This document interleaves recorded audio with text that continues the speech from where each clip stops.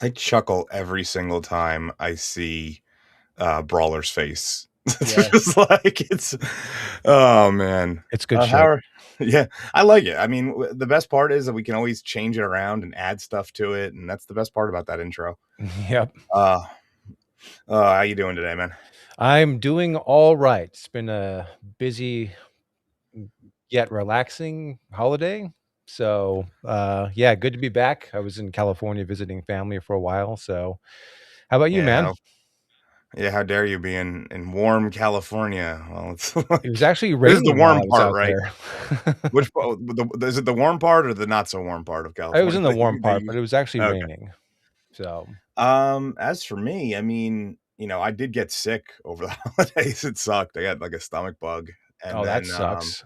This is yeah, it like was. I think this is like the first Christmas in like 5 years I didn't get sick. So, No, luckily for you, yeah. but Smilex, you had me at tits. You better. You better.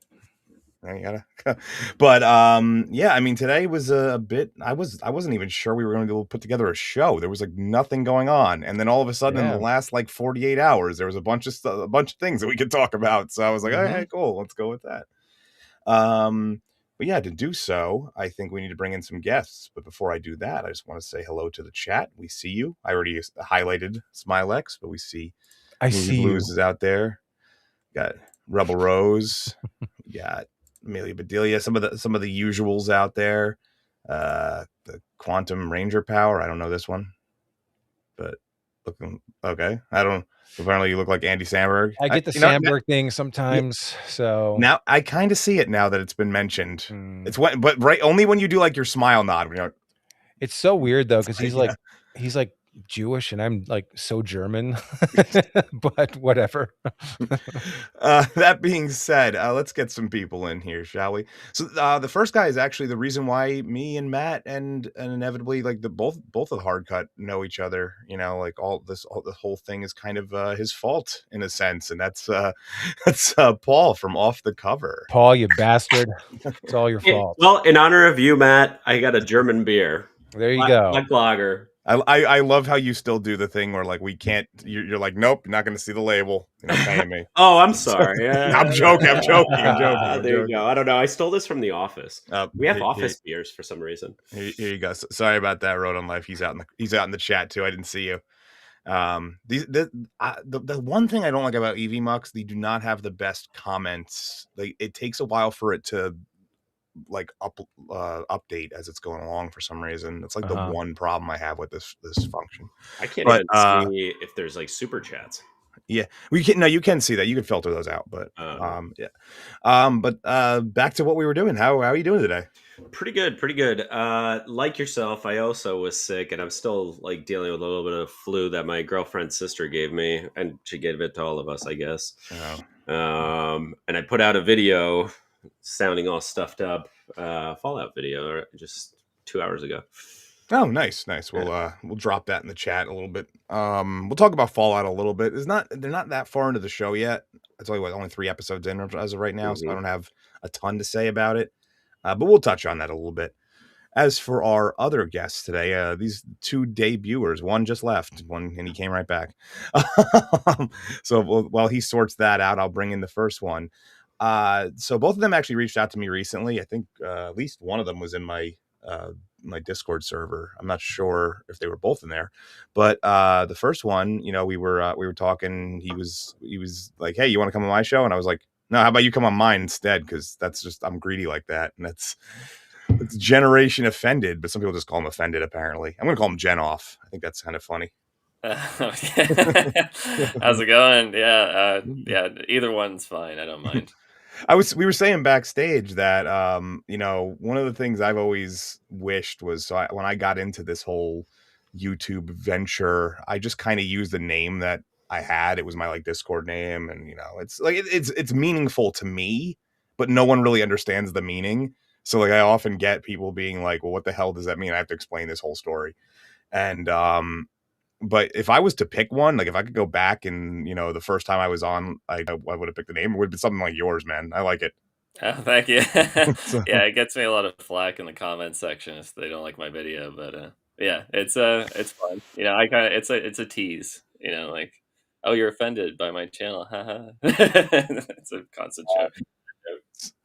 Yeah, I mean, I like it. I think it's a solid name, man. As for the second person who has lost his avatar, apparently, so we'll hopefully he'll get that back up in a second. But another one who reached out to me recently, I know for a fact he was in my my server, and that is KinoFlex. Hello, everyone. Thank you for having me. No problem. Your avatar is missing apparently when you got it is. Yeah, it when you got like booted in. Try it again. Like I have it for me. It looks like I have it for me, but I'll try adding it again. Okay. But as you do that, why don't you listen to how you're doing today? Yeah, I'm doing pretty good. Still celebrating Christmas break. I'm going to go back home in a few days, but I'm having fun with the family and checking out some movies while I'm doing so. It's January, so it's a pretty slow month, as are all Januaries for movies. Yeah, that's one of the reasons why. Obviously, we'll get to the topic soon, but I was sitting down. I was literally asking people like, "What the fuck can I do for my show? Like, what is there to talk about?" And it's funny that you mentioned Christmas break, because technically today is Little Christmas. I don't know if anybody knows about Little Christmas, but that's what today is. I know, like Three Kings Day. I don't know. I just know that it's people have always called Little Christmas. I know Russian tomorrow. What the fuck is Little Christmas? It's like the observation. It lines up with like the lunar calendar instead, and for the observation was always like the Christmas for women. Like that's what it was. It was like because like moms make dinner and like everything is they do everything for KinoFlex just keeps getting kicked out and back in. So like it was like their day to have Christmas. That's why I call it Little Christmas, but it also kind of lines up with Orthodox Christmas, which I believe is tomorrow. Okay. So Merry Christmas, everybody. It's Christmas too already. I always thought January 6th was like the Three Kings or Three Wise Men Day or whatever. It might be. It's like till the day like you keep your Christmas tree up or whatever. So who cares? Yeah. I'm just gonna call it little. Now it's just known as Insurrection Day. Careful now. We don't want to get banned. Sergeant Giratina, thank you for being on. He was on for the New Year's effing Christmas, and that was just a fun stream. I decided to do at the last minute, and it was a bunch of people showed up, and we just talked about random shit, which is kind of how we're going today. KinoFlex's avatar is gone again. Dang, I don't know what's happening. I'm sorry, my internet sucks, I guess. Yeah, I think every time you like kind of lag out, it's I'll just let you know if it if you want to keep adding it. If you don't, if you just want to leave it, that's fine. Okay. But like I said, when we started, the topics were a bit barren, and I was sitting there, I was like, man, what are we going to talk about? I mean, obviously there's more Stranger Things bullshit that keeps coming out, and all the movies that may or may not work, but then it was like a gift, a little Christmas gift, if you will, just showed up on my doorstep today. And that was that Kathleen Kennedy is finally, supposedly, maybe, definitely, for sure, possibly out. That you know what? I'll believe it when I see it. I'm sorry. That's where I'm at. I've always made videos like, oh, Kathleen Kennedy's out, like trying to be sensationalist, and like yet here we are. It's 2026, and I think like the first video I made was like back in 2024. Oh, she's out by the end of the year. Yeah, okay. Oh, it's funny that hey Brawler, did you see that you're in the intro, buddy? See if you could find yourself. What's up, Brawler? How's it going, man? Paul is always getting arrested on every stream, by the way. I know. There's always Isn't that you? The siren? Well, you're in New York, so we were just assuming siren. Oh shit! I'm sorry. Stupid. I have to get a new mic because this fucking Blue Yeti is terrible. It picks up everything. Yeah, Blue Yetis are really good and really bad at the same time. They're terrible. Yeah. So where was it? She isn't out, and you know that. So here's the thing: is I'm not so sure this time, and the reason why I say that is because this is the first time that it's always been like, oh well, she's gone. It's not working. She's gone. But this time, it really the way that they're reporting the transition seems a little bit more like someone's heard something. That being said, it's also, how old is she now? Like, she's got to be like, I'll look it up. I think she's in her late 60s. She is 72. 72. Never mind. at this point, at a certain point, you got to figure that she's just tired and doesn't want to do it anymore. Yeah, my grandparents are around that age and they're retiring. Yeah. And lastly, the one thing that that I've been saying all along, because I've been on a few shows where it was like, well, we have all these possible projects, and it was Mandalorian and Grogu. It was that whatever the Origins of the Jedi movie that they were talking about, and then they had the all these other projects. But the one I kept saying over and over and over again was like, if you see anything about this getting pushed back, not made, anything like that, there's a problem, is the Rey movie. And because there keeps being things that happen to it. Yeah. Hold on. Someone just said something. It was, even if she's out, she won't be replaced with anyone. Yeah, I know that. It's gonna be Filoni. We'll get to that in a second. Mm-hmm. But I kept saying that if you start hearing negative things, and I don't just mean negative press, like people are angry about it or anything. I mean like push, like release dates pushed back, possibilities of cancelizations of the Rey movie. That's a sign that the power is kind of slipping, because that is her baby. Rey has been her baby since day one. The Force is female, all of that stuff. Mm-hmm. Then Filoni, his baby is, well, besides Ahsoka, it's also Grogu, quite literally baby. And the one that's been pushed forward, like has been for sure happening, is that movie.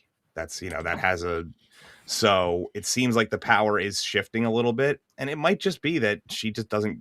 After a while, you just don't care anymore. Anybody? I guess we'll start with you, Matt. Your general thoughts on the topic that we definitely it's brand new. We've never spoken about this before.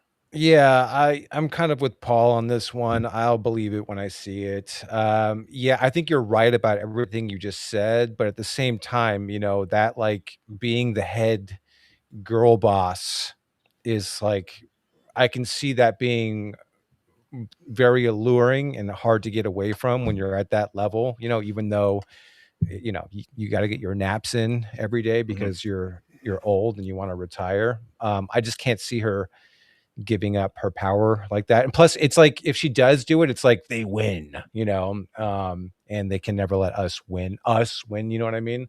Well, if she steps down though, and it's like a retirement, then you no matter what, like however she drops out, gets fired, whatever, that's how it's going to go about. They're never going to fire her. Yeah, exactly. She's retiring, she's stepping down, blah, blah, blah, blah. So she's got that exit already baked in, no doubt. But yeah, I don't know. Like I've heard rumblings about it too, like I just today started hearing things, but until, Variety reports on it, Hollywood Reporter, all the rags start actually reporting on it, then that means it's game over at that point. That's it's you gotta hear from like the mainstream media essentially. Like, yeah, there could be like rumblings on Twitter, whatever, X, but I'll believe it when I see it, because like she's like the soap scum you can never get off out of your bathtub. Yeah, like it's just like always there lingering. I slowly shrunk my logo when I realized it was encroaching on your space. I was like, because it was like here. I was like, I can have a lot of fun. It could be like anytime you're saying something I don't approve of, I can just be like, No, but I mean, she's like the cancer that's taken over Hollywood. She's like the head, like cancer cell. The head. She's the leader of cancer, basically. But I think like there. And I've been saying it ever since Top Gun Maverick. Like it's starting to turn. Obviously, like end of last year, end of 2024. Fuck, I keep forgetting it's 2026. Like things just started to coalesce. I know, like we'll talk about like the Doomsday trailers later, but you kind of are starting to see it. I don't know. I've been seeing it since 2022. Well, it's been shifting for a while. Anytime there's a shift in media, though, there's a cycle, because obviously the things that were already put in place, it's not just stuff that's currently being produced, because sometimes there's a lot of times actually there's stuff that was the contracts are already signed, they just haven't been started. So you're talking about the cycle could be 5 or 6 years. Sure. Yeah, I mean it's the same thing in video games. Yeah, definitely. I mean, it's anything. Anytime you have any shift anywhere, any corporation, they have a changeover at the top. Think about Twitter and X. There was a lot of firings, but it took a long time to move the the focus of them, what they wanted to do and how they wanted to change things. It took a couple of years, even firing a bunch of people. It's just the nature of the machine. Once it starts going, you can't just stop it on a dime. It's gotta play out for a little while. Genoff, you're I like saying that. Yeah. I kind of question, how much this matters at this point. I mean, the Star Wars franchise is a rotted corpse, and damage is done. Damage is done. Like, if she leaves tomorrow, it's not going to undo anything. So I'm kind of more in the line of like, yeah, if she goes, that's great, but they should wait on this series for like another 10 years, reboot, and wipe the slate clean with some new people.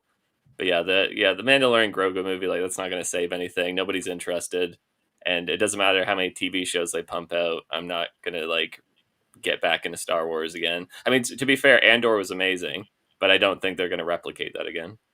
Yeah, to repeat what Offended said, that Andor is really the only positive thing of note in Kathleen Kennedy's tenure as CEO of Lucasfilms. So I wouldn't be surprised if I know you guys like are doubtful, but from what I found, there seems to be more of an official source from Puck News, Matt Baloney. He's saying that over the next week or two, Disney will make it official what's been an open secret for quite some time now, that she's going to leave Lucasfilm, and Dave Filoni is going to take over the throne. And like Kathleen Kennedy has like how many movies in production hell at this point? Like 7 to 8. It seems like every year there's at least 2 or 3 that, whether it be a show or a movie, that just gets. Is there ever a script though? Yeah, I mean, is it really in production hell if all you did was say that, hey, I'm going to do this, and nothing really ever came of it? Like I don't really consider it production hell until people are signed on as actors. Like having a director attached to something is nothing to me. Yeah, it's got to be like a project that's got wheels, but then for whatever reason it just can't get off the ground. That's what production hell is. Yeah, so I would say, I mean, maybe like a handful of them have kind of the most infamous one was the Rian Johnson one, the Rian Johnson trilogy, because that seemed like a go, and they were going. But then again, everybody was getting a trilogy at that point. The Game of Thrones guys were getting a trilogy. Taika Waititi was getting a trilogy. Yeah. Everybody was getting a trilogy. So she was just Oprah Winfreying it out here with trilogies. She was just tossing them in the audience. But that's what happens when you have essentially an infinite budget too for a while. I mean, now I think for a while, but then some accountants starts taking a look at the spreadsheets. Well, yeah, eventually that catches up to you. Eventually, you can only like put things on credit for so long. Yeah, but when the accountants are also ideologically aligned with the creators, that adds an extra layer of it having to catch up longer. And it's not just the accountants; it's the investors, like BlackRock and Larry Fink. All of it, yeah. We know what he thinks. They're just sort of immune to profit. They don't care. I wish that I had even just a 1/1000th of the money that these people have. It's insane. Well, don't BlackRock and Vanguard give payouts to corporations that follow their DEI program? Like, supposedly, yeah, I heard that. I don't know if that's true, but I think they're also. Yeah, I think there are DEI requirements at the Oscars too, in order to be nominated now. Oh yeah, that's been going on for. Well, that's that's it's a little different with them because that's like that's not a funding thing for the Oscars. That's just that's like an actual mandate from like a committee, whereas the funding. Well, the funding actually comes in the form of BlackRock says, "Yo, company XYZ, do these DEI things," and then we'll buy your stock and put it in our like mutual fund or like ETF, and that inflates their value artificially, really. Yeah.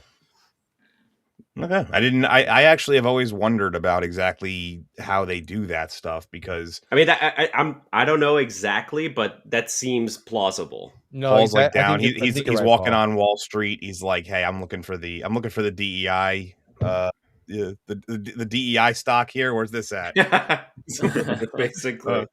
We just had a super chat come through for $9.99. Road on Life Productions, who was on the show this past week, actually twice, I think now. And I'm not buying it until for $9.99. I'm not buying it till I see that smug smile on that Shrew's face. I almost said Shrew's face fade in. Could you put enough of the same letter back to back? Face alliteration, man. Permanent. Yeah. That's the worst when I'm making a video and I have to say like multiple S's in a row, and I'm just like permanent frozen 1,000-yard stare of dissatisfaction. Yeah, she does look like she just doesn't. She's not happy about anything. I mean, I wouldn't be happy if every project I touched in the last 10 years turned to shit. She's like the queen of Karens, you know, like she wants the ideology, and like those people that are like so like they believe in the ideology so much that they're just like miserable because you know they know that they can't like convert everybody. It's, you know, they say, oh, like I talk about this like all the time. It's like, oh, I'm an atheist. It's like, no, you're not. Like, you believe in something, and she believes in like the DEI crap, and it's well, her thing was, I don't think it was ever. Let me just finish reading this, and I'll oh yeah, sorry. Realizing her failure is what my soul desires. Kathleen Kennedy must know shame. I mean, here's the thing: is I don't think any. There we go. I don't think, even no matter how good you are at convincing yourself that you're a success, somewhere deep down, you know, things aren't going the way you had hoped. And as for I don't think she's pure DEI in terms of her belief structure. I think she's pure. She just only cares about the women's aspect. I don't think she could give two shits about, like, and the reason why I say that is because of how they treated the character of Finn. Like, he was basically put in a corner and told just be a clown, and you know. And I mean, like that could have had so much potential. You want like an original black character, perfect. Give them like a storyline, some background, you know, a character arc. Well, yeah, nothing. And not only that, like, you know, everyone always says The Force Awakens is a rehash of New Hope, which, you know, obviously is fair. But out of everything in that film, he was the thing that was the most different. Yeah. Yes. From you know, the previous, you know, A New Hope. The fact that there was like a clone army and he's not one of the clones. Well, yeah, just the fact that you're now following a stormtrooper and like he's defecting, like that's interesting. That's a cool concept, and they didn't. His most said line for sure. Right. Yeah. I will say this. I never got to say this back when it happened, because obviously I wasn't doing this. In fact, nobody was really doing this back in 2014 or whatever. But one thing that The Force Awakens proved to me was how the majority of people who considered themselves Star Wars fans at the time were the most uncreative people I've ever seen in my life. Because everyone was like, oh, Finn, he's definitely either Lando's kid or Mace Windu's kid. And it was like, Rey, that's definitely Luke's kid. I'm like, do you guys have anything besides they're just a kid of a previous character? Is that like... Well, that comes from wasn't there one of like the books from the extended universe had all the like the kids of Han Solo? Yeah, but they were still very clear that they weren't following the extended universe whatsoever at that point. So, but that's what I'm saying. Like, the people may have like assumed that the movies were going to go in that I kind fucked of with people at that time, and I said, because everyone was like, you know, Rey is this. I was like, well, she has a British accent. She's clearly a Tarkin. She's clearly, she inherited that, and it was. Shit, I mean, you weren't far off, granddaughter. Yeah. But yeah, I mean, the way I look at it with this is it's obviously a failure. It's always going to be a failure. I don't necessarily think that it's I don't think any franchise is ever truly dead. I think that you can revive. Ever truly gone. Yeah, but I think you can revive anything so long as you're willing to, you know, change and cave to what people actually want. But the problem is now, like we've said, it's Filoni that would be coming in, and he might even be worse with pushing his own stuff. If it is him, which it's probably going to be, let's be honest. Even if it doesn't happen in the next few months, let's say it even happens next year or 2 years, whatever. He's been, for lack of a better word, groomed for the the role, so to say. He's been the one who's been sitting behind. Apparently, that's his whole thing. Is he's failed upwards everywhere. That's what I've read about him. You have to be very careful of those people that failed their way up. Yeah, but it just seems like he rode the coattails of people who actually knew what the hell they were doing, but because he kissed the right asses and such, it's like Favreau was really kind of what helped him. Jon Favreau. Do we know what's going on with Thrawn? No fucking clue. I have no idea. Yeah, did he buy a fucking treadmill? Well, I'm guessing that. So this year they have season 2 of Ahsoka.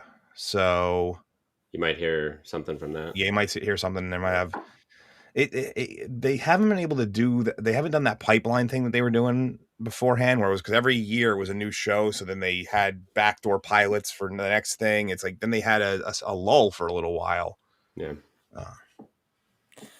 Yeah, I didn't even watch. I couldn't stick around for Ahsoka. It was. It wasn't terrible. Okay. So here's the thing: is if as unlikely as this is, if they were to sell the IP, let's say Disney cuts bait on the IP and they're just like, we can't make this work. Which, I mean, it's not out of the realm of possibilities. It's unlikely, but it's not an impossible thing. Just be careful what you wish for, because if Netflix gets it, well, then everybody's gay. Everybody is right. Yeah. It's not just condensed to one show about space lesbians. It's all space lesbians at that point. I mean, I wish Apple got it, because Apple TV is putting out some fucking bangers. Yeah, Pluribus was really good. It was good. Well, Road on Life. Unfortunately for you, you only spent $9.99, so you don't have $10 to say that. Severance on Apple TV is also pretty good. Severance is good. It's like the only service I've never once had. Some of them are super cheap, so I just pay for it. I'm just like, whatever. It's like well, Dark Hour, you don't have to have it. There are other ways. At a certain point, there's also just too much stuff for people to try and cover. Yeah, it's getting to the point now where it's like I had 4 things at the beginning of this year I would have loved to cover, but there was really one of them immediately got age restricted on my channel, so I just abandoned that. I mean, I knew it was going to happen. It was fucking Spartacus. The dicks per capita in that show is insane, but and then it's like Stranger Things. It's like I liked the first season, so it's like I'd love to cover Fallout as well, but it's just you can only do so much unless you do really short videos. Yeah. Yep. Yeah, but assuming that Kathleen Kennedy isn't out, like, what do you think the likelihood is of seeing another Star Wars trilogy coming out under her is? Because I think it's low. I think that's low too. Yeah. Yeah, because I don't think they're going to do any more trilogies. I think that I think they might with the Knights of the Old Republic.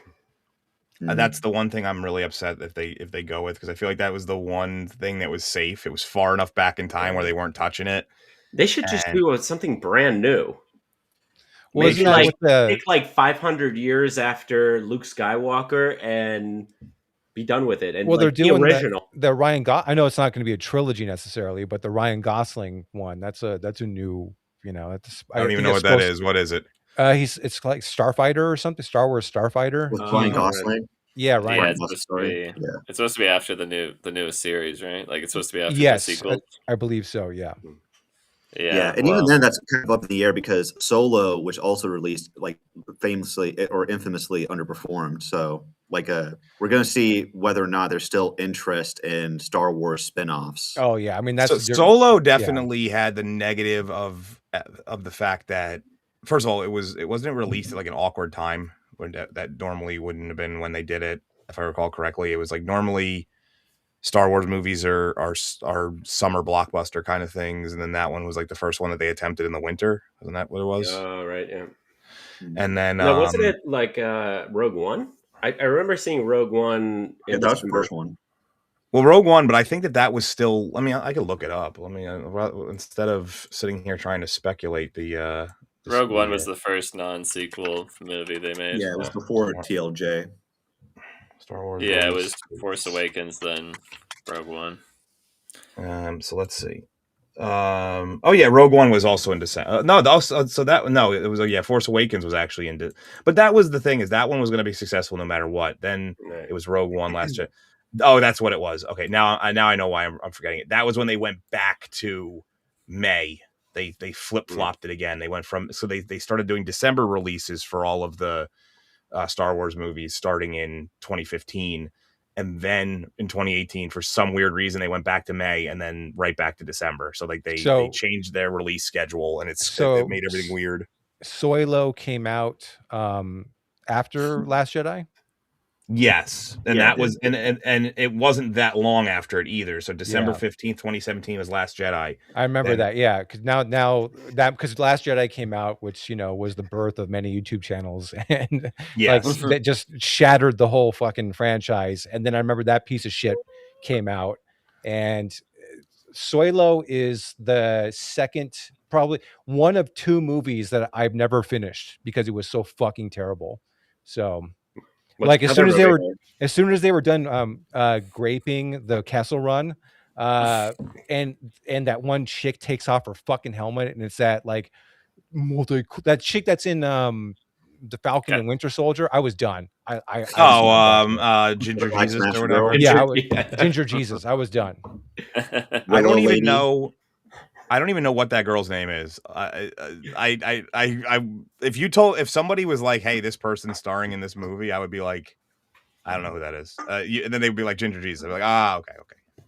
You know what they really should adapt that would all millennials would love is Shadows of the Empire.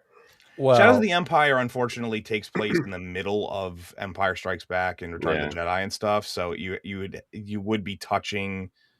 Some of the events touch the existing IP, like the existing trilogy, which I believe was one of the original. I mean, they're probably going to break it. I thought it took place between 2 and 3, or sorry, 5 and 6. It does. It starts during Empire Strikes Back and it ends after Return of the Jedi. So it's like a parallel sidequel, sort of. Yeah. No, I mean, I actually do think that would be a good idea, but that's considered extended universe though. And anytime they do extended universe, that's like them admitting that, they failed. It was good. Yeah. With the exception of throwing in Thrawn in Ahsoka, but look at what they did with him. They cucked him. Yeah. So I was always confused why they never did a Vader solo film. Do a Vader. They were talking about it, and then after Revenge of the Sith, you had like 20 years. You could do his whole evolution. I mean, Hayden Christensen is aging into it, so that's true. Although I think he left Hollywood. A lot of people involved with Star Wars have left Hollywood. He got a lot of hate, similar to the guy who played Jar Jar. That kind of just affected him, I think. Well, he did fucking suck. So I think he got better. As shitty as the Kenobi series is, which I haven't even seen, but I've seen all the stuff with him in it though, and I'm like, oh, all right, he got better. I can't in the prequels. He's fucking terrible. He's like. Has anybody ever seen the movie Shattered Glass with? He's good in that movie. He's good in that movie. And so I always loved it because the magazine that he worked for, the real Stephen Glass worked for, was called the New Republic. So every time he says it, he's like, "I'm loyal to the Republic," and I was like, "I can't escape this shit." Yeah, he's also good in that Kevin Kline movie, Life as a House. So the guy can act. He's just okay. I mean, to be fair, I don't think anybody could make the lines and the prequels, with the exception of Ewan McGregor. But you're right. You're totally right. Like Ewan McGregor is a special talent where he could make it work, but you have to have that acceleration in you to be able to make that work. But I might disagree a little bit because he does laugh through that. He does laugh through that line where he's talking about the dead younglings. He's laughing. He had to cover his mouth for that scene because he was giggling. Killing youngling. But I mean, I loved him in Jumper. That's such an underrated movie in my opinion. Hayden Fuck that Christensen. movie. That movie sucks. Let's what a fight. great concept, but they just there was a lot up. of movies that came out around the time that were great concepts. There was that. There was Looper was a great concept where it's like it's funny, they were all like the ERs, and what was it? There was that what the Push. Do you ever remember that movie Push? Oh yeah, that's Chris one of Evans, right? Jordan's first roles, right? Yeah, and that was not Push, Chronicle, I think. But yeah, it that had a great concept, and it's like all these great concepts that just don't work as movies. But one thing I was gonna say about that was so the prequels, specifically Revenge of the Sith mostly, but those were some of the earliest examples of movies that were majority filmed on these sound stages. Yes. There was barely, and Revenge of the Sith, if I recall correctly, only had like 2% of the whole movie was shot on location. Revenge of the Sith basically took the Sin City approach. You know, like they're shot the exact same way. But, you know, when you watch Sin City, it's stylized and it's supposed to look like that. But Revenge of the Sith is supposed to look real, but it doesn't. It looks fucking terrible. Anything that George Lucas could do to not get out of his chair, he did it. Yes, exactly.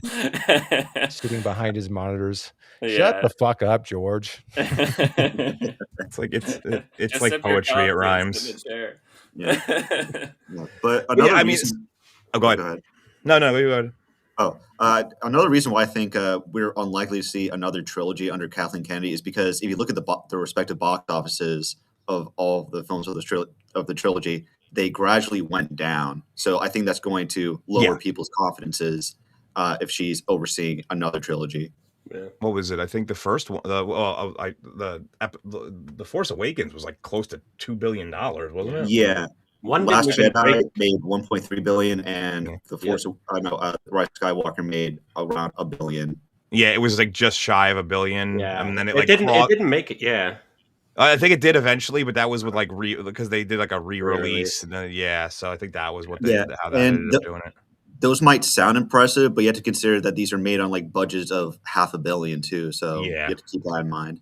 Which is crazy. It's like how did you spend this much money when none of the actors were worth talking about? Like that's usually a big chunk of your budget goes to actors. It's like all of them were nobodies for the most part, you know. But you know, I think that was purposeful though. They wanted to start with people that hadn't had a big career, so they could use them, right? Like mold them. Well, a lot of times, a lot of these bigger series like to do that. They like to kind of build that was kind of the downfall of the MCU toward the. I mean, it's still going, but I mean, you know, they started instead of naturally evolving the actors into the roles, they started trying to piecemeal people into these roles. You know, the most famous one being with Captain Marvel, like trying to force a square peg into a round hole when everybody knows when everybody knows that everything goes into the square hole. So it's square for her pleasure. Have you ever seen that video where it's like the guy keeps putting every block in the square hole? It upsets the lady with glasses. Yeah, I saw that. Which I guess that's a decent transition for that because I don't really have much more to say about Kathleen Kennedy and her neck, but I guess we could briefly talk about, you know, obviously who's seen the trailers. There's been 2 officially now released these teaser trailers for Doomsday, which seem Bobby's here. He's here. Oh wow! I was going to mention he was going to join, but you guys we're all talking, so yeah. Okay, what's up, Bobby? I'm gonna need you guys to start from the top again now that I'm here. Okay, yeah. So, here, hold on. I got this. Let's see. Let's get everybody out of here, and we'll just. I raced home. So, I mean, actually, yeah. I guess before we move on, do you want to take the final little bit on this Kathleen Kennedy? Maybe, possibly, is finally officially done, but not for sure. Definitely. Let's keep going. You talking to me? Yeah, do you know anything about this? You're the only one who hasn't spoken about it yet. Who else would I be talking about? No.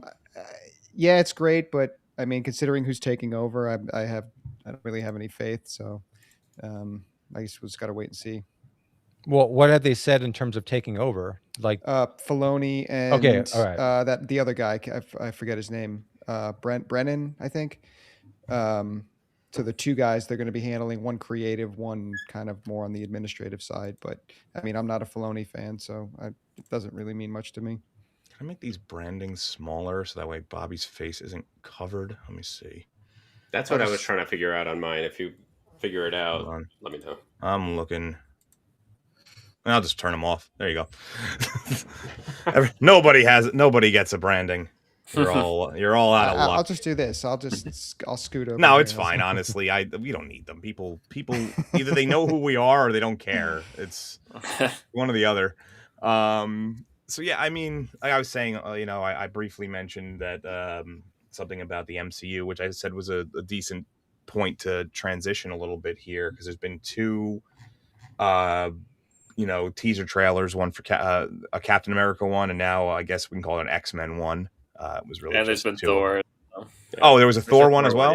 Yeah. I missed the Thor one. Okay, so I haven't been seen three. the Thor one either. I missed that one. Me and Bobby saw Avengers though, and during that we saw the X-Men one and the X-Men one, Captain America one. They showed two. I mean, I'm just wondering how many of these teasers they're going to do. Eventually, will you just see the whole movie in teasers? Because they could probably do that.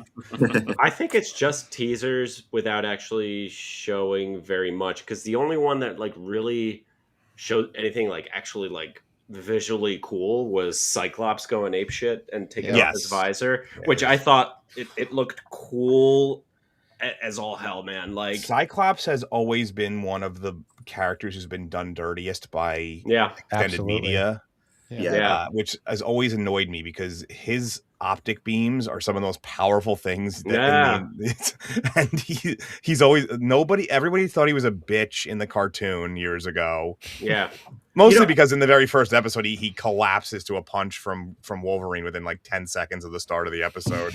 That's a character that's, because everybody loves certain characters like Wolverine, Spider-Man. That's a character that's grown on me over the years. Like, I'm a huge Cyclops fan. Cyclops in the comics is much better than they ever showed him in anything. And I've always been a big fan of James Marsden, and for him to get like unceremoniously sent away because he signed a contract with Superman was always sat so poorly with me. I'm like, guys, come on. But he's a good actor. He was on that show Paradise, which I thought was great. He was on a lot. He's been in a lot of things. He's been around for a while. Right? So he's great. He plays Tom in Sonic, and which is a completely original character that really worked. So, and he was in Felicity, was he not? Sure, that I couldn't tell you.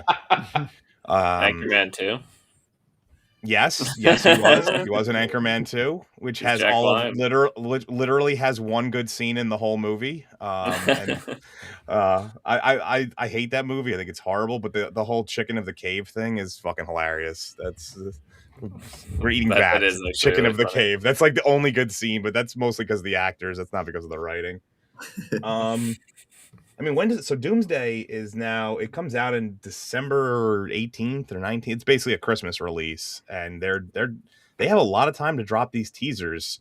But why bother? They showed us everybody who's going to be in the movie in that 5 hour, 6 hour, whatever it was. Look at our chairs thing. It's like, look at all these people that we're paying a lot to do very minimal things in this movie. I think I think with these teasers, what you can see is a genuine attempt to undo a massive mistake. So, like, you see, that's really cool. Hold on, let me highlight you. Yeah, that is sweet. That's a sweet figure. Oh, nice. I like how it has the because that's from X-Men 1. So you can probably 91 or something like that. Yeah, so you can actually have. There's a Wolverine there too. I just don't have him. Oh, I just noticed your shirt, Paul. I like your shirt. Oh, thanks. Oh, well, we can talk about. I'll have a So it's hold on. I'll try to catch it in. Yeah. These things make it difficult because of the shininess, but that's what it is right there. Yeah. That's the Jim Lee cover. Yes, that's probably next to Todd McFarlane. He's probably one of the best. In my opinion, Jim Lee is the greatest artist in comic history. Yeah, I'll give you that. And right there, look at that bad boy right there. That's his signature. Jim Lee's Batman also looks awesome. Yeah. Yeah. I think I have, since we're from that same convention. Hold on, do I have it over here still? No, it's missing. It was an exclusive print of his Batman. But yeah, in my opinion, he is the greatest artist in comic book history. Yeah. Some people would say that he's overrated, but I don't agree with that at all. I think that some of the stuff that, I mean, he's at minimum, you got to put him in your top 5, in my opinion. Almost every design he ever made for a character would go on to be the standard design. Yeah, I mean, one of my favorites was his run of Heroes Reborn. I want to say in like 1996 or 7, where he had that. It was like 1 year of like Fantastic Four, Thor, Captain America, and I forget who else. The Hulk. Also in my top 5 artists of all time is Walt Simonson, who was probably the best Thor artist of all time. He's probably, I would say Jim Lee is just ahead of him, but not by much. But then again, also Jim Lee didn't write. Yeah. Walt Simonson did both, so he didn't have the same focus. Todd McFarlane, it's some people mentioning Todd McFarlane. This is going to become, I could talk about comics for days. Todd McFarlane's big issue is he hated drawing backgrounds. Oh yeah, that's one of he hated landscapes. So that's why if you look at Spawn and when he did Batman, often he would fill the entire background with the capes. Yeah. Right. And maybe just a little building you can see in the back just for scope, the scope of what they're doing or scale of where they are. And that was Frank Miller. He's another one. Frank Miller's just weird. Well, I mean, like, the Dark Knight Returns has that look to it, but the Dark Knight Returns 2, holy shit. You mean the Dark Knight Strikes Back. Oh, I'm sorry, Dark Knight Strikes Back, yeah. Like, yeah. Jeez, like, fuck. I can't we'll get back to we'll get back to the Doomsday stuff in a minute. I have never, in my controversial take with comics as a lifelong comic fan, my controversial take is I was never a big fan of the Dark Knight Returns. Oh, dude, come on, man. Like, what do you like about it? Well, I think it's the art style. I don't like the way that's fair. Yeah, the story itself is fine. I don't have a problem with the story, though. It is now nowadays standards, it's a bit generic. But at the time, it wasn't. It was. No, I recommend if you haven't seen the animated version of it. I have. It's solid. It's really good. It was, but I remember the art style I had a lot of trouble with because of the way he did his panels inside of panels really was annoying to try and keep track of. Yeah, very similar. Another controversial opinion I have is that Spider-Man Kraven's Last Hunt is severely overrated. That's another one that I'm not, because I'm like, it's hard to read because they have two stories that are parallel going at the same time. Oh, I see. Yeah. I'll give you that, but like the actual like story in and of itself is great. Yeah. Have you read or watched Sin City? Yeah, of course. Okay. Yeah. Sin City was one of the few that, in my opinion, the movie really improved it. And because it was just, and that's because like it was such a cool visual style, and to be able to see the pop of the colors and stuff, at least from a visual standpoint, it improved it. Maybe not from a content like storyline standpoint, but like the visuals of the pop, like the there's a term for when they do that, when like one color is it's like the opposite of chroma keying. It's like when one is highlighted and everything else is removed. I forget what that's called. Oh, the inverse of it. Yeah, like the inverse. Yeah. But anyway, back to the MCU. Like that aside. Oh, we got a super chat. Ooh, almost missed it. Toller Talks. Y'all gotta get that Generation Offended guy off this panel. I heard he sucks. The fact that he sucks is the reason why he's on the panel, okay? You should see the conversation me and him had. It was very with that super chat, he lives up to his name. Yeah, thanks, Toller. I appreciate that, man. I was told of Toller Talk. I'm going to get him on in the near future. I'm loving the little thing we're doing here, just bringing everybody that I can find. It's like I'm trying to like build my own, team of Avengers, but it's like instead of we're trying to find the best, it's like whoever comes to me, you're just allowed on. Come on, let's go. We're the Great Lakes Avengers. Come on, anybody. The Great Lakes Avengers. I mean, about the MCU and like dropping all these teaser trailers. What was it? Endgame was in 2019. Then you it had was right before the pandemic. exactly. You had I and then I like a wish that lot the of pandemic crap. would have been happening when that was going on, just to see what would have. Oh my god, yeah. But like a lot of movies got screwed, and I know at least Matt is going to disagree with me. Like I think Tenet got screwed for that, but let's not get into that. It did, but that movie still sucks. I disagree, but whatever. Tenet is. Here's the thing about Tenet is you have to watch the movie 4 times before it makes any goddamn sense, which is a problem with a movie. It's like, but no. So like basically, when did Black Widow came out in like 2021? Then you had like shit like Eternals. You had basically like 5 years of shit. Like there hasn't been a good MCU movie. I feel like the only way that and it Eternals lost. could have made money is if they decided to have Selma Hayek just run down that beach topless in the first scene. That might have helped it a little bit, but I didn't do that. But basically, they lost so much audience. The audience that they were trying to get never came. Plus, they lost us, and all these trailers are a way to get everybody back in the flock. So I'm guessing we're going to have at least 12 to 15 of these throughout the year. Just release one for every character, every week. Just except they have to be a little careful, because if they release some shit like Captain Marvel or I mean, who else is shitty? Deadpool. I mean, well, Deadpool's actually awesome. Or just a female character. Well, what I'm saying is if they put in like fucking Jane Foster, then it's a problem, because everybody hated that character. Well, they can't put in Evangeline Lilly. I just read the other day that she has like brain damage. Yeah, she's on a rock. She tripped on a rock hiking. Yeah, that sucks. She basically has the what the hell? It's basically like she got like such a hard concussion that parts of her brain don't work anymore. Oh man, that's I love her. She was one of the very few people on like in the Marvel scope that would call out like how stupid the product was. Yeah. So that I really, they should really investigate as to who put that rock there. That's all I have to say. Yeah. No, I mean, she was awesome and Lost.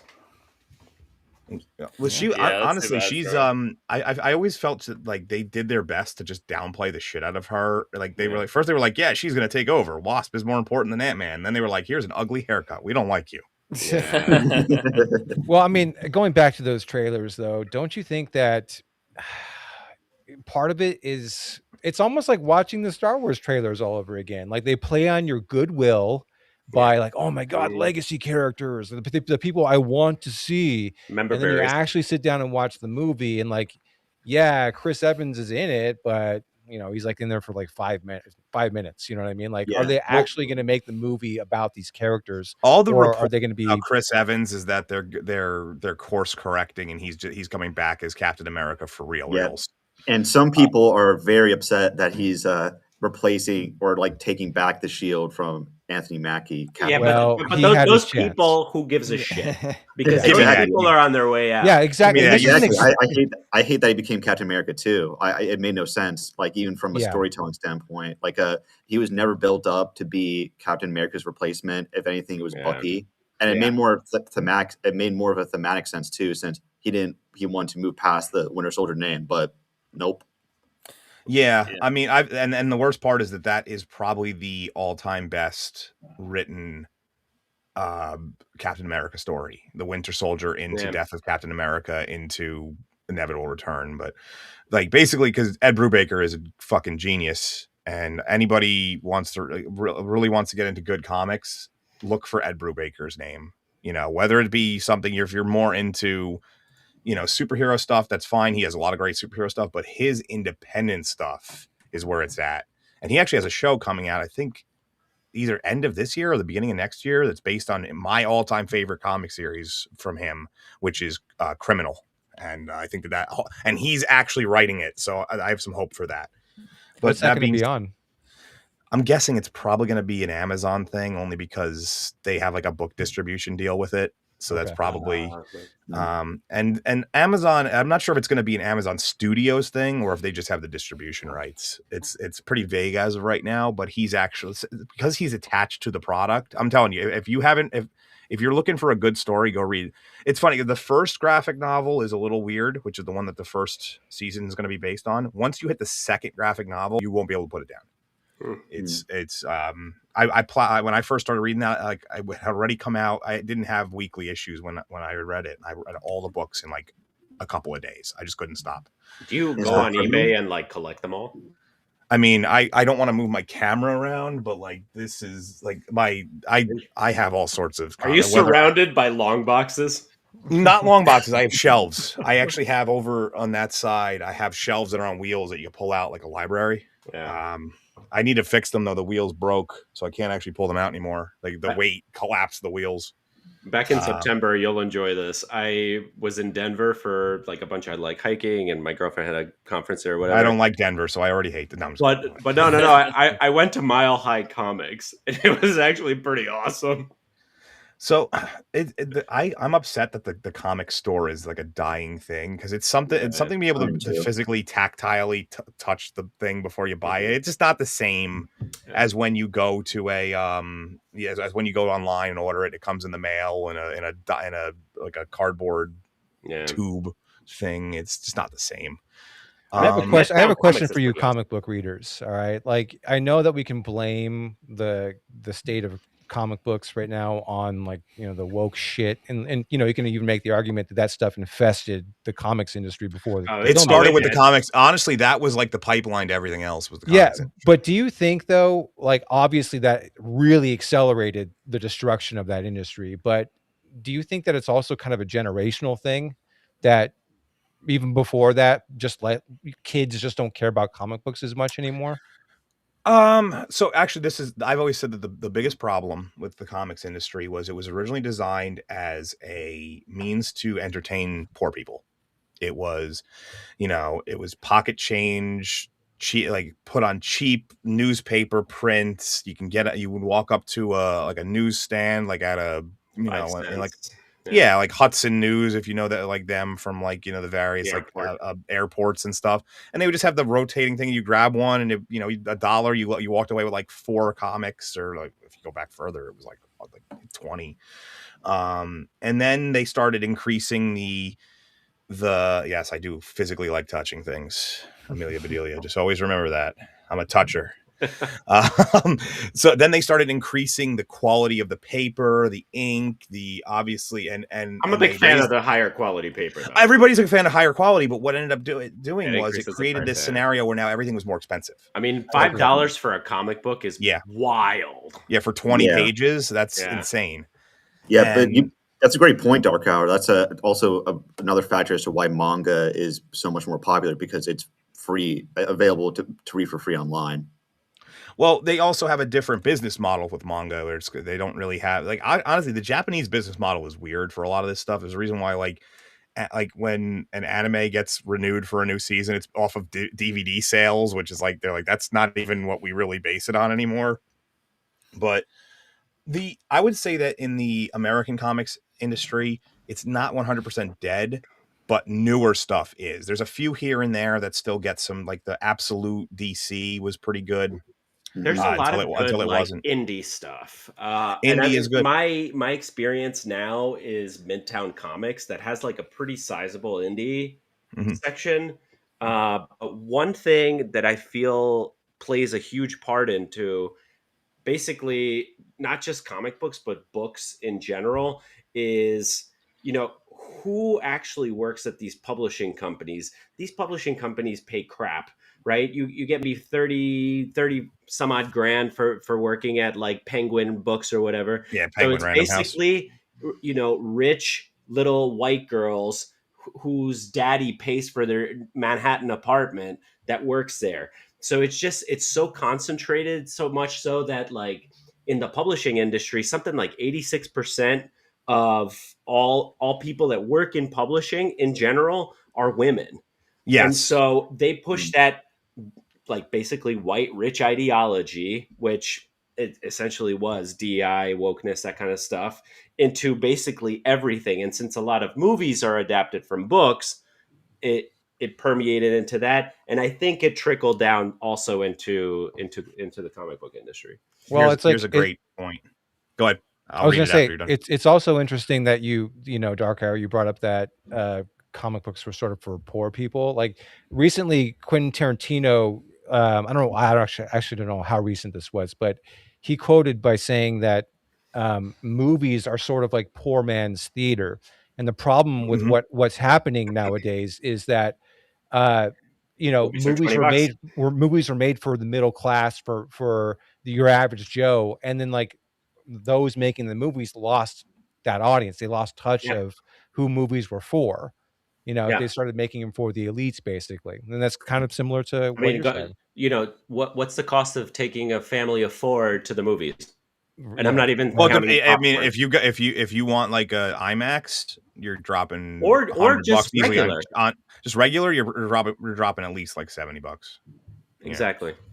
So And that's for to 2 that hours, for like an hour and a half, 2 hours. Like, is that worth that? Like, to that end, though, Matt, do you think that the poor man's entertainment is now on YouTube? Yeah, because I can concur because I am indeed poor, so I am entertaining people for well, very you little know, money. I mean, yeah, you can like put it in a like a class if you want, but it's more just people that are not retarded and don't align with, you know, that like East and West Coast white liberal way of thinking, basically. Yeah. It's essentially like this modern audience mindset where they think they're appealing to everyone when they're not. They're just appealing to their own like weird niche group, and other Yes. people are like, "Fuck that! I'm just going to appeal to people with my similar mindset," and they meet more success because it's more real. I had a video about this called "The Tyranny of the Hyper Minority." Hey, Oh, that's yeah. racist. I'll have to check I it just want to out. bring this up. That manga is in black and white, usually published in big groups. So Stacey, Yeah, and that's true that too.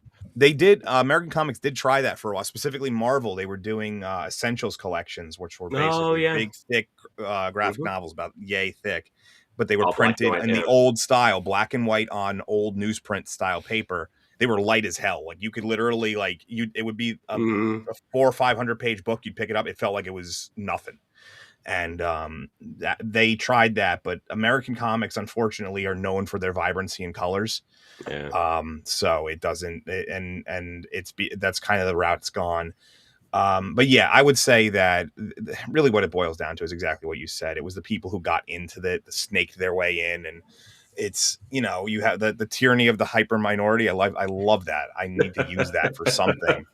But that is It's just like you're appealing to like a subgroup of a subgroup of a subgroup. well, and that's also what happened with a lot of comics is that once somebody got in and they wanted their worldview to be what it was, it takes what's already a niche thing and makes it even more tight. And it just where the only thing that's keeping Marvel and DC afloat nowadays is it's the movies and the reprints of old storylines. So the epic collections on epic collections and omnibuses. Yeah. Well, omnibuses are are made by everybody. The epic collections over on Marvel's end, which they've actually separated.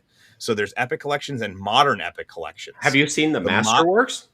Those are Masterworks dope. Masterworks is just kind of like an epic collection as well. Oh, okay. It's very similar. Yeah. But it's usually that's more of a compendium. So a lot of people don't know what the difference between a compendium and an omnibus. A compendium is just in a row, like a storyline. 1, 2, 3, 4, 5, 6, 7, 8, 9 in a row. Omnibuses are like a collection from one writer. Epic collections for Marvel, at least, is a storyline. It's a storyline that could also pull in stories from other characters and stuff. So they're a little bit of a mixed bag. But the epic collections, like I said, they severed it at a certain point. I think the cutoff is like 2005 or 6. Yeah. Everything after that is called the modern epic collections. So that way people know what they're getting into. DC just started their DC Finest collection last year. That's their version of the epic collections, and a lot of them are older storylines. So that's what's keeping the American comics industry afloat right now. Is old stories that were told 30+ years, 40 years ago, you know, or even longer.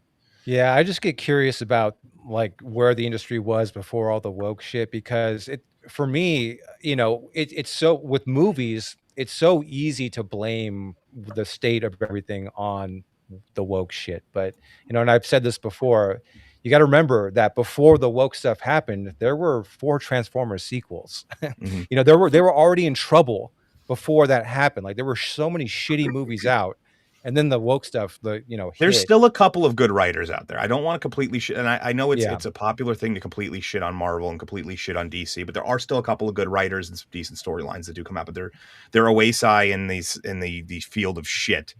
Like Donny Cates is a good writer. Guys like that. Like he's a little, like, some people don't really like him, but like Scott Snyder, I like Scott Snyder. He's a bit of he's almost like a bit of a James Gunn of comics, where he kind of tries to be like do the same thing with all of his stories. But did you mention Dan Slott? Dan Slott? Yeah, he's he's pretty good. And obviously you still have some of your legacy guys that are still hanging around and doing stuff, but a lot of Epic collections. Yeah, I have a whole shelf full of Epic collections, but I like these. These are my favorite. Like, is that the compendium, like the original, like Marvel Masterworks from like 2008. Mm-hmm. I want to say they also did the Mighty Marvel Masterworks, which were these tiny versions of them. They were like digest these are like the old comics, but like shiny paper. Mm-hmm. I don't know. Now we're getting really nerdy. Yeah, now this just goes to show you how. No, honestly, I think what this just did was it just proved how little people give a shit about Doomsday and the MCU. I just, and I'm gonna pull it like back to that real quick. Yeah. First of all, the answer, and this was always that's actually a holdover from the comics. The answer that Marvel, and to an extent DC, but DC did it they had more of a reason for it, to do these epic level events of like where everybody's involved. Marvel tended to do it just to do it. Right. It was sometimes like the Civil War, but like, a lot of times it was just like, okay, we're gonna do Secret Wars, big, everybody's gonna be a part of it, and we're just gonna do that. DC, at least when they did their crises, Infinite World, crisis, however you say it, but those were usually to do major resets. Crisis on Infinite Earths, Infinite Crisis, Final Crisis, Time Crisis, all these things. Was Time Crisis. They stole. No, it was a Crisis in Time. Sorry. Excellent video game. Have you seen that they have a home, like a home like light gun kit that you can buy now with a pedal? It's I'll send it to you later. Yeah. It's like it comes preloaded with like the Time Crisis games and all those ones. But yeah, we could geek out on video games too. Honestly, I don't care. This show is not. Did you ever notice what the name of the show is? It's something irrelevant. It doesn't matter what we talk about. I don't give a shit. The reason why I called it the totally irrelevant show, because if there's nothing going, first of all, I'm irrelevant. I know that. So that was part of it. But I don't even know what can we even say about Doomsday at this point. I would say it's like the last. It's like a desperate attempt from Disney and the MCU to regain their audience, because 2025 was a disastrous year for their films. Like they all underperformed. Yeah, and I feel like these trailers go ahead. I think because Matt, you said earlier that they're bringing back all these characters to reinvigorate the franchise and get fans back, and that's true. But you can also notice in the teaser trailers they're doing stuff like showing like strong fathership and lots of male characters, and I think Bobby mentioned that the lack of female characters. They're trying to like subconsciously, hey, you like these guys, right? We're pro fatherhood, right? We used to shit on that, but not anymore. We're cool now. We're all cool. Are they though? Like again, they're like dads. Yeah, we don't know. Yeah. It's like the Kathleen Kennedy thing. I'll believe it when I see it. Yeah, that's where I'm at too. The imagery of Chris Evans and Chris Hemsworth with kids in their respective characters, that's hopeful. I think you're seeing the course correction, right? It's like the freighter being turned around. Like these people don't actually care about anything real messaging. They care about money. Yeah. Well, so this is the dollar. Yeah, they saw the iceberg and were able to turn before it completely sunk the ship. I don't know. We'll see about that. But well, why didn't they avoid the iceberg with Star Wars? Kathleen Kennedy. He was given like basically infinite power. That was the issue, and they weren't going to fire a woman right after, like, you know, only a few years removed from Me Too and all that stuff. They weren't going to take a but those movies also came out like right when Trump was president, and they were just fucking lunatics back then. So they didn't give a shit. It was a combination of anything that, but messaging. Yeah. But as for, I had something I want to say about Doomsday just for a second. Oh, the fatherhood thing. I mean, that's really, I think, what was making those movies successful wasn't, you know, yes, were, you know, wives and girlfriends and stuff going. Yeah. But I think really the thing that was making those movies successful was dads excited to take their kids to go see the thing they grew up with. Same thing with Star Wars for a long time. Same thing with a lot of these things. Well, it's got that communal thing where you share it with the next generation, you know, like you hope when you're a father that you can like show your kids these movies one day and like pass it on to them. And you want the next generation of Star Wars or whatever it is to be intact for them and like thriving for them, you know. In experience over the years, you know, like obviously there's women in the chat there, and this isn't, that doesn't mean that there's no women that are really into lore and like you know, but like generally it's a guy who's showing his girlfriend something like, no, you gotta watch this scene, watch right here, and it's very rarely the other way. It's very rare. So it's like it's very clear that when it comes to movies and stuff like that, that men just, they really want to take the thing and be like, no, I love this. Watch this right here. And so I think that pushed a lot of this for years, was this like this urge to just get everybody to be like, this is so fucking cool. I want everybody to love it. And then when you shift to, you know, appealing more to women, you don't really have a lot of mothers don't do that with their kids as much. It's like they're I'm not saying they don't love their kids, but they really don't. But it's that's more of a dad thing though. You're right. But it's a dad thing. That's a dad thing. I mean, there's women who do that. Let's be honest. There's women who are really, I mean, hashtag not all. Okay. Not all. I'm prefacing that because I have met women who are really into IPs and really about the lore. And then you get, you know, it's like same thing with anything. You get like, think about like football. Like it's like 97% guys, but there's always that one woman who wants to talk about offensive lineman continuity, and you're like, you're a little too intense for me. And so it's, you know, and I think that's really what it was, and maybe that's what they're trying to do. Maybe they're trying to steer back into that dads showing their kids stuff again. Yeah, the people who are going to see the movie. Well, who used to be, and then.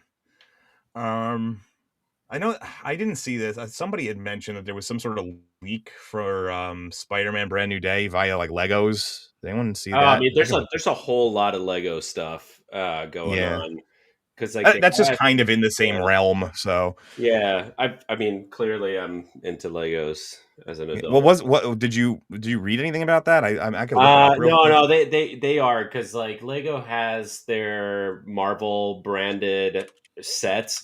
Like they have like a whole Daily Bugle tower and like an Avengers tower and all that.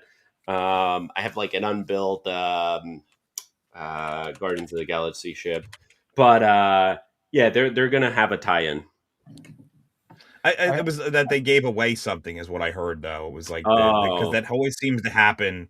I heard that Sadie Sink is supposed to be Jean Grey. Is that true? I mean, I don't know if that. I thought she was playing Mary Jane and Rachel Summers. I thought it was going to be Mary Jane as well. What did you say, Bob? I thought well, they can't do that because they already have an MJ. No, so she actually, you know what? If she's appearing in Brand New Day, she might be Firestar. No, I thought she's Rachel Summers. Firestar. Oh, I don't know where I read it, but I heard that it's going to be confirmed any day now that she's. So, I actually just recorded. Obviously I'm recording for my Stranger Things video, my next one, which is a fucking monster of a video. I mean, it's nothing compared to like what Mahler does, but by my standards, it's a monster. And I actually said about her, I was like, you know, surprisingly, she went from like probably the most insufferable character on that show to one of the ones I actually enjoyed toward the end. Because she can actually act compared to all the other because and I think she's one of the few people who might actually have a future coming out of Stranger Things. Wait, wasn't she in a coma for like most of the show? So. No, I mean, her brain character was still playing stuff. Oh, okay. I clearly haven't watched it, so it's fine. But I think that she actually has like a lot of. I have a feeling a lot of those kids are just gonna disappear. Like I would say 80% of them are like, we'll do a couple of projects. What about that one that was in that shitty Ghostbusters movie? Oh, you didn't like Finn Wolfhard in Frozen Empire? No. I didn't. I talk about a dude who has just started to like phone it in every role. He's like, I got money. I don't care. I got. Yeah. He had more money than all of us combined by the age of 17. Yeah. He doesn't need like it's. No, he's set for life. Sad but true. Yeah. But the dude plays Will Byers. He's already doing a Stranger Things rewatch podcast. Oh that's the kind of those are the kind of people that I think you're not going to have. Like they're going to have to cling to it as hard as they can. Yeah, because like what's her face? 11. Millie Bobby Brown. She's not going to have a future. She doesn't need to. She's married to Bon Jovi's kid. She's a billionaire already. Like this. I don't know. They're trying to make her a thing still, She's been in a bunch of Netflix movies the last couple years. She doesn't have the only thing she has because I was looking it up for my because I try not to make mistakes. Obviously, occasionally you do in a video, but I try not to make mistakes. And I was like, well, what's she got coming up? She has only that Enola Holmes 3, and that's it. It's the only thing she has listed on her. Yeah, I think Sadie Sink, she's not in the show enough. Like you made a joke, Matt, about her being in a coma. She's like not so big in the show that she's typecasted, but she has a lot of distance as an actress. I mean, she was really good in The Whale. Yeah, and like she's doing those like little indie movies on the side, so like she's like this. I think she's one of the few who took it seriously and actually got better, whereas the rest of them are all just the same as when they were like 8, 9, when they first got like their first audition tapes or whatever. Like I feel like a lot of them didn't. Yeah, she annoyed the shit out of me in season 2 though. So, well, that's the thing is I said that I was like, she went from being insufferable, like I hated her, I wanted her gone from the show, and then I was like, actually, she's now one of the only things worth watching on this show. She needs a jogging coach though. Yes. Her running form is insanely horrible. I've seen the clips. It's pretty bad. Are you totally excited for that secret Stranger Things episode that totally doesn't exist? There's an animated spinoff announced. Yeah, I just heard about this. That was for $5 from Toller Talks. I'm sorry I missed that, but I just heard about this. The apparently that there was supposed to be like some secret undone episode. Honestly, that was another topic. I mean, I guess we move on. Fuck Doomsday. We're gonna be talking about that all year. Yeah. We've only been talking about Stranger Things for 3 weeks. Let's go. But the Duffers, they have gone full retard, full Game of Thrones, full everything. It's every time these motherfuckers open their mouths, they make things worse. The one that what is Conformity Gate? I'm sorry, that's the secret episode that's supposed to come out tomorrow. The fan base is like thinking there's like a bunch of hints and stuff that people are trying to grasp straws at, and they're like, oh yeah, there's a secret episode coming out tomorrow. There's like a fucking QAnon for Stranger Things. yeah. If that happens, the internet will melt only because somehow they pulled off keeping something out of the initial release, because that was the biggest problem with that show.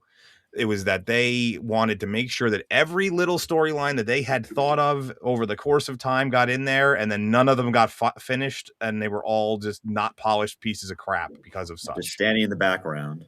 Yeah, you had like at any given time there's 7 or 8 storylines going on screen, and none of them get resolved properly because of that.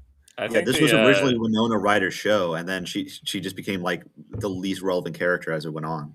Yeah.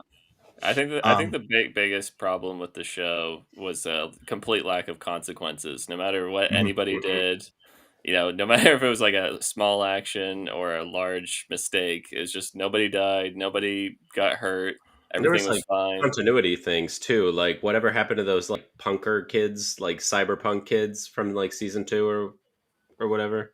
I could give you an even bigger continuity issue that I came across. By the way, I'm turning into you, Dark Hour, from my last stream. Oh, I only have a little bit of tequila left. Unfortunately, I got to restock. I'll join you. Cheers. There you go. Nice. Cool. One of these days, that was tough. We got to grab a drink. We will. Don't worry. But that was actually that. I shouldn't have done that. Anyway, what was I saying? Stranger Things. No, I know. I was talking about Stranger Things, but I had something specific I was going to say, and I lost it. I'll get it back. It was about the biggest continuity issue. Oh, one that I caught. So one of my favorite things was originally Karen Wheeler, which is the greatest name in the history of.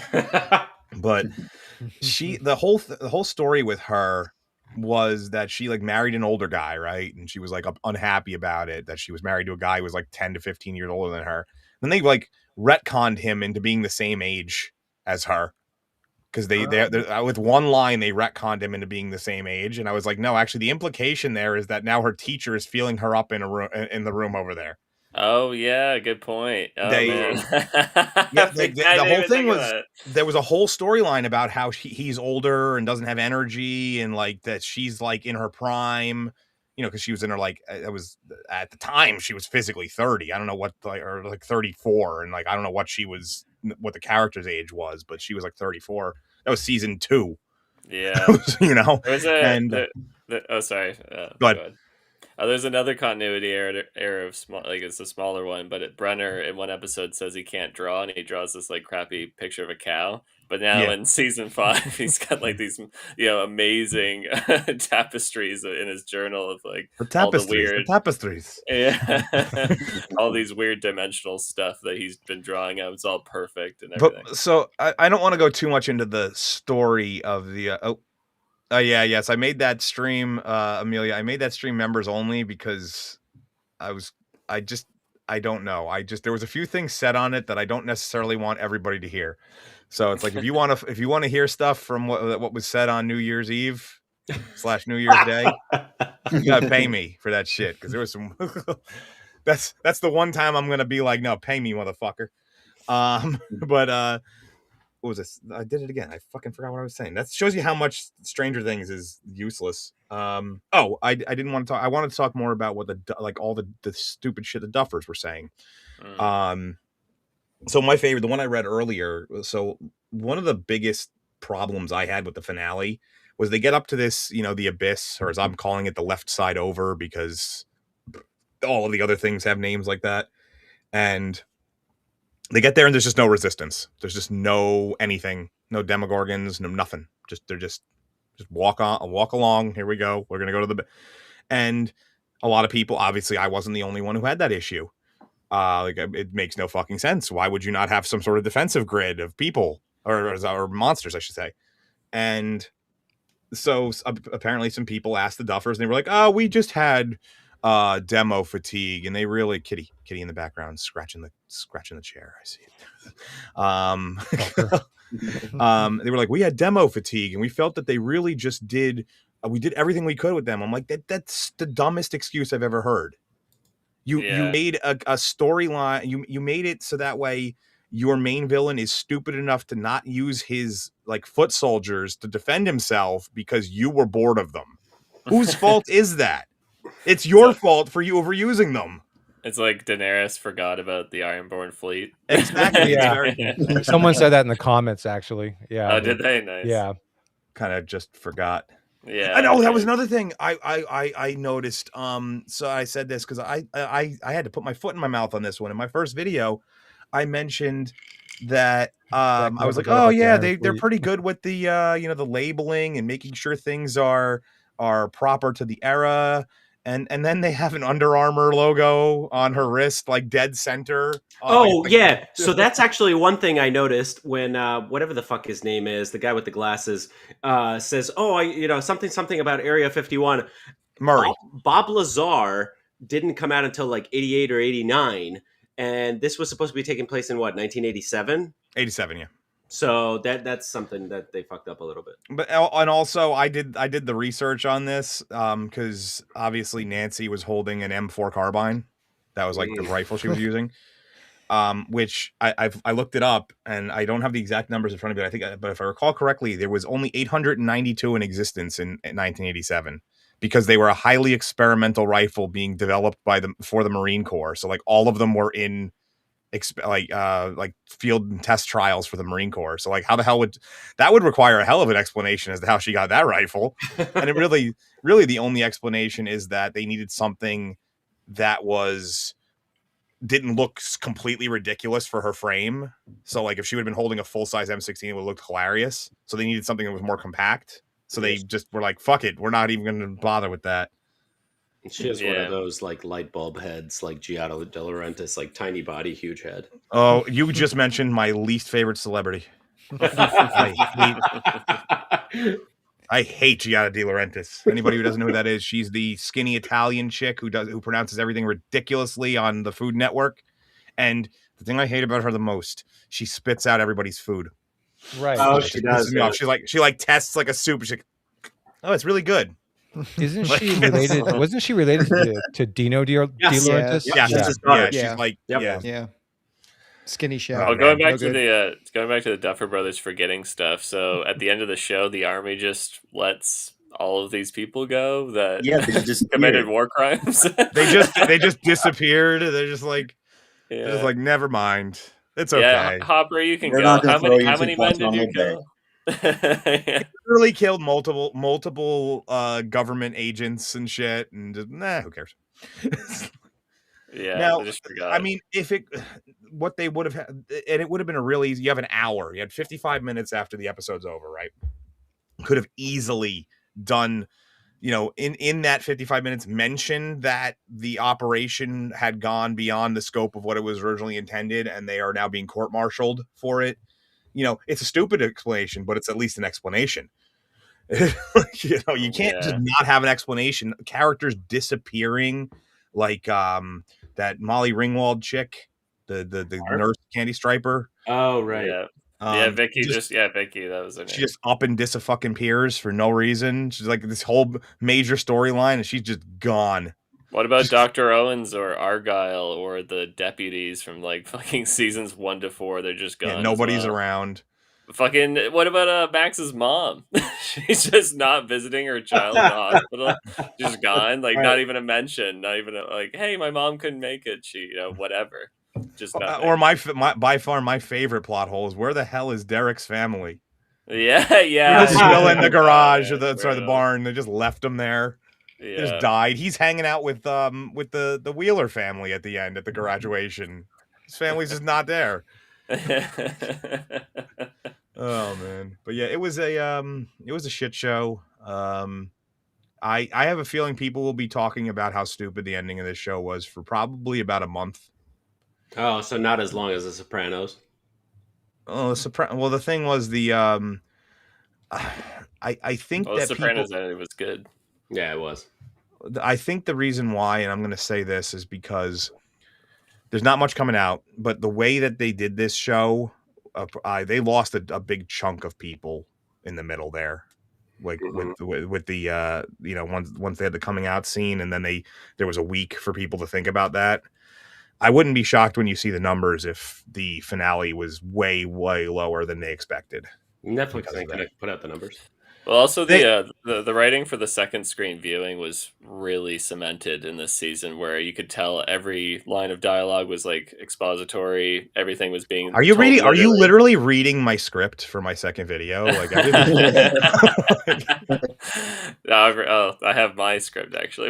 You copying me? I even did a scene. I did a scene where I was like, "This is what they fucking sound like." Great minds think alike. Yeah. I'm hoping to get that video out at the end of this week. That's my Warfare was the best movie of last year, hands the fuck down. It was good. If you haven't seen it, go. Did you just start a new topic out of nowhere? No. Toller Talks mentioned it in the comments. Yeah, he did a good review. Yeah, I'm doing that thing where I'm looking back and forth. So it's all good. I have yet to see Warfare. That's like it's really good. It was pretty solid, man. That was one of those ones that it was kind of out of theaters by the time I got around. It was very quick. It was limited release for the most part. So I had to see it. I didn't get to see it in IMAX, unfortunately. I had to see it on I have to call this out. The AMC on 86th and 3rd such a shitty fucking movie theater. I saw 2 movies there, Warfare and Thor: The Dark World. It's just like, it's the New old York ass, City just That's the thing, sucks. yeah. it's so It's bad. fucking terrible. I hate No, it. It smells like piss. Well, it does. there is a good AMC in Kips Bay. Kips Have you ever Bay been has to the best Netflix AMC. theater? The I Netflix just theater saw that. I just saw that. Yeah, it's I mean, I try to stay the fuck away from Times Square as much as I can. But yeah, it's not far from Times Square. Yeah, Times Square's a shit show. Yeah, They need to bring back like pimps walking around Times Square and like yeah, they really do. Yeah. Paul, New yeah, York. Dark Hour. I want an '80s New York again. I want like a real shit show. You might get your wish given who the new mayor is. I don't know. Many people are saying. Yeah. But Dark Hour. If you enjoy films like Black Hawk Down, then definitely go check out Warfare. No, it's been on my list. It was just one of those things. Is by the time I wanted to go see it, it was out of theaters, and then I just kind of moved on with my life because I was like, I'll wait. And then every time I went to go like watch it, stuff came out and I was covering it or something. So I was like, it's in the what I do is so I build in breaks into my release schedules so I can like catch up on stuff I enjoy. So I'll do like a pocket of like a month and a half, 2 months of just like solid like video. Then like I'll take like 3 weeks off and not do anything. And that's kind of that's when I get one of those pockets, I'll do that. There was a few movies that really snuck in last year that were quite good that nobody really talked about. I don't know if you guys go ahead, talk about them then. I mean, I still have no problem. Yeah, have you guys seen like Fuck 'Em All? I love that. Yeah, Jimmy Carr's film, that was great. And then there's the Ballad of Wallace Island. That was another good English comedy. I haven't seen that. That was a good one. And what was the other one? Begonia was pretty good. I like that. I've heard nothing but good things about Begonia. Yeah, that was a really intense. That came out toward the end of the year too, so that was kind of Yorgos kind of like snuck in there. Yorgos Lanthimos films. That's who directed Begonia. His films tend to be pretty great. The Lobster is another good dark comedy. Yeah, I haven't seen The Lobster, but I've seen Pretty Things or Pretty Little Things. Pretty Little Things. I didn't really like that one, but I liked Begonia. Have you guys seen The Killing of a Sacred Deer? Yeah, I saw that. Oh, was that good? That fucking movie, man. Good Boy was Mahler's favorite movie of the year. I think if I was more of a dog person, I probably would have clamored to that. Sin loved that movie. Oh yeah. It's not Pretty Little Things. It's Poor Things. Like I don't know what I was talking about. I knew what you were talking about. Poor Things. Poor Things. Yeah. Anybody see Chris Evans's movie, The Materialist? I have. Yeah. Shelby Oaks. I mean, like, look. If you're gonna sell your credibility away, I would expect you put out something better. I thought the main actress in Shelby Oaks did a pretty good job with what she had. No, there were, to be fair, and like we said this in our review, we were fair about the review. There are some decent things here and there, but yeah, she was okay. Yeah, she's from a really obscure Canadian comedy. Yeah, it's by no means like the worst film I saw from 2025. Like I wouldn't even put it on any worst of 2025 list. No, it was just painfully generic. It was just Joey Bag of Donuts for $4.99. Anyone gonna see Bone Temple? I'm not big into that series, but most of the review channels I subscribe to hated Years. Like, 28 years later. Sorry, sorry. Yeah. I understand. You had to slip it in under the enough characters. I got you. 28 years later, so much that they're skipping it. I mean, I liked 28 Days Later years ago, and then I recall 28 Weeks Later being garbage, and then I just didn't bother with Years Later. So. Yeah, I'm not a big fan of 28 Years Later either. It was pretty much a shit show. 28 Days Later is like a masterpiece, and it was not made to be any sequels to it. Did I miss another super chat? Hold on, I think somebody. Road on Life had a big one. Oh! I'm so sorry. Road on Life Productions for $19.99. My daughter hated Stranger Things finale so much that she needs to grieve. I mean, that's a problem. That if just move on with your life, seriously. Her first long investment show disappointment. Tell her to get used to it. It happens with every long investment show. Yeah, this is like her Last Jedi, Yeah. So. Well, I mean, or like the How I Met Your Mother, horrible fucking ending to a once hilarious show. I told her to see Breaking Bad. Breaking Bad is fucking awesome. Mad Men. So the end of Mad Men kind of sucks, though. I like the end of Mad Men. The end of Mad Men. Oh, they dropped that. Let me just get that last sentence in there. Now I hate Stranger Things. I mean, join the club. Here's the thing about any show. So it's weird because like usually 4 or 5 seasons is like a good stopping point for a show.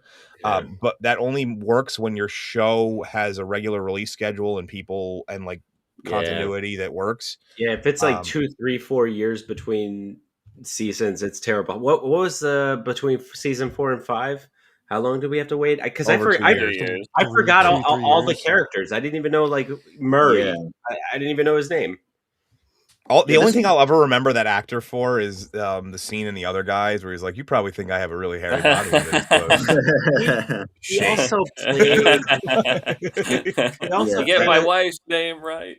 How did he catch us? That was like 14 blocks.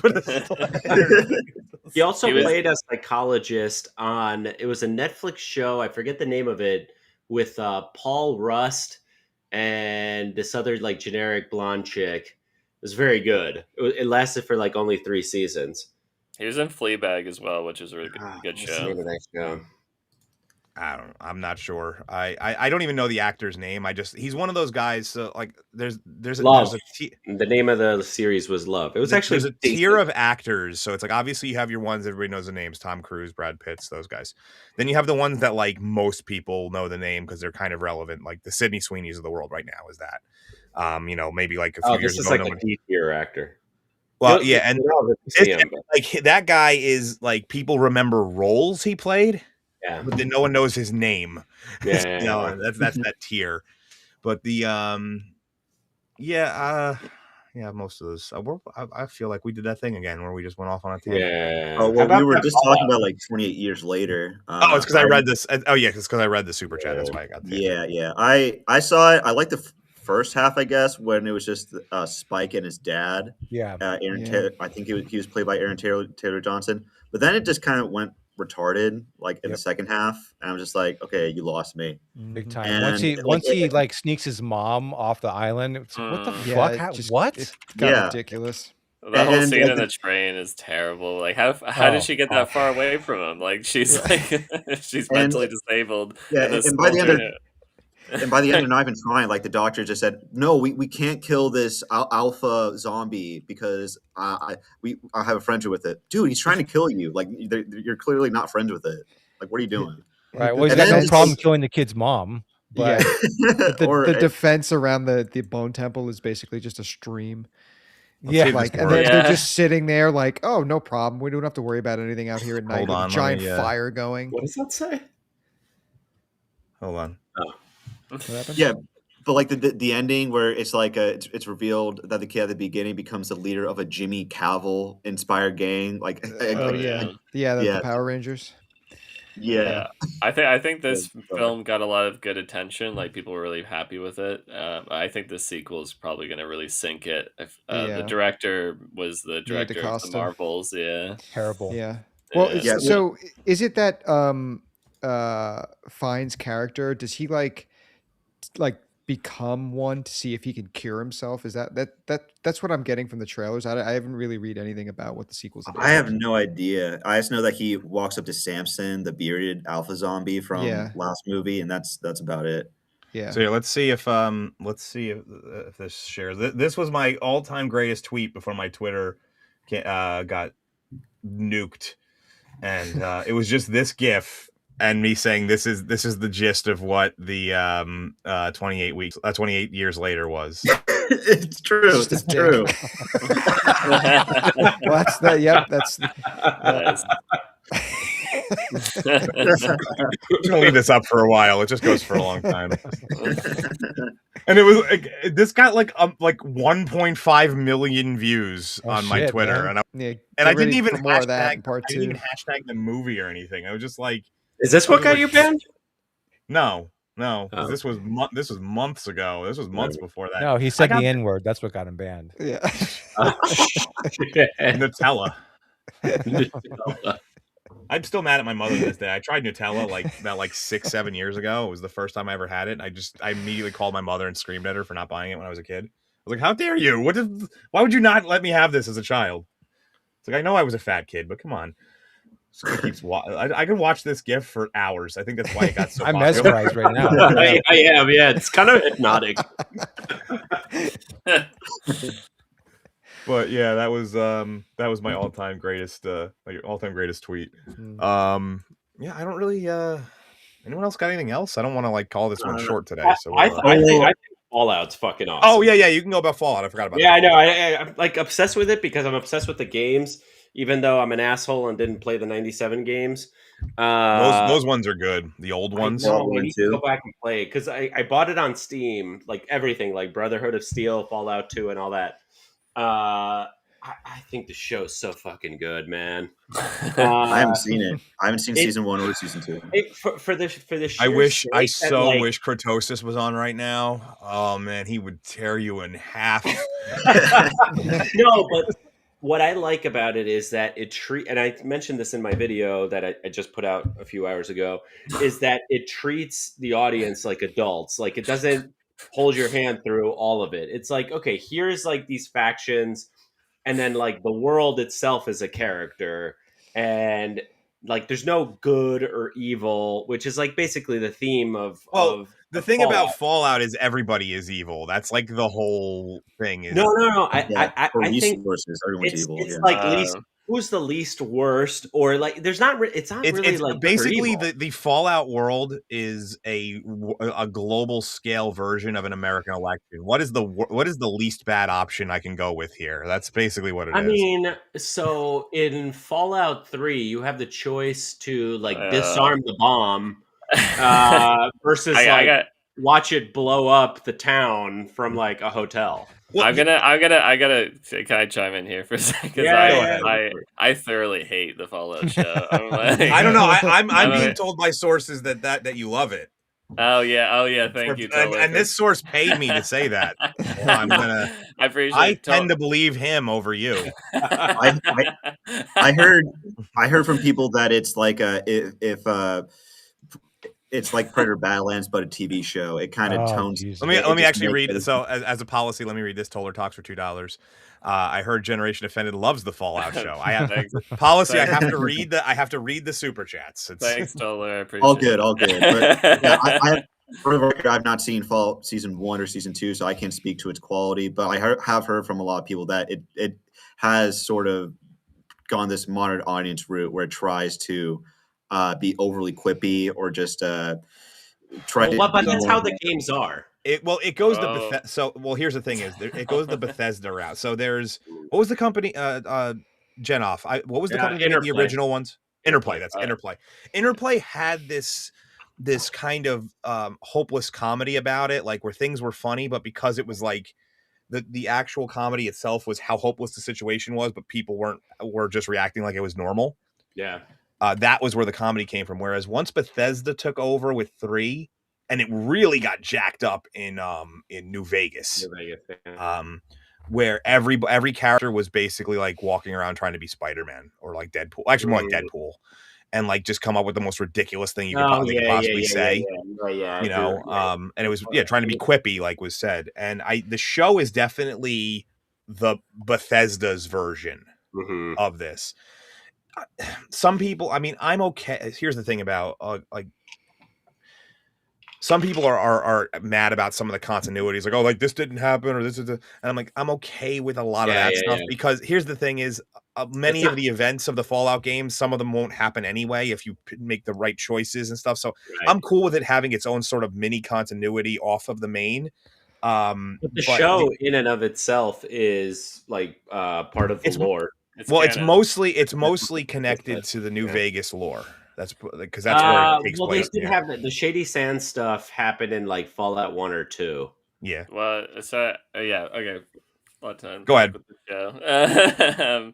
Yeah, well, going back to your point about it being funny or quippy, like, so Fallout New Vegas does have a lot of comedy in it, but I think the difference is that it does take itself seriously. So there are moments of levity, and like you can make stupid decisions, you can lower your intelligence and have retarded dialogue. But with the show, everybody's retarded. There's not a smart character in the show. Everyone's like drooling idiots. Like the Well, Brotherhood of Steel except are for the literally. Walton Goggins character seems to be the only one who Yeah. actually Well, uses a I mean, brain. when he's a young version of himself, he's an idiot. He's like his wife's the devil, and it takes. Well, you know, but it Oh, does yeah, take. so It does I take guess time. if you take the flashbacks, yes, then yes, Yeah. it's really dumb. I'm talking about the current like the where the show ghoul. is now. Yeah, the after I mean, the bombs drop.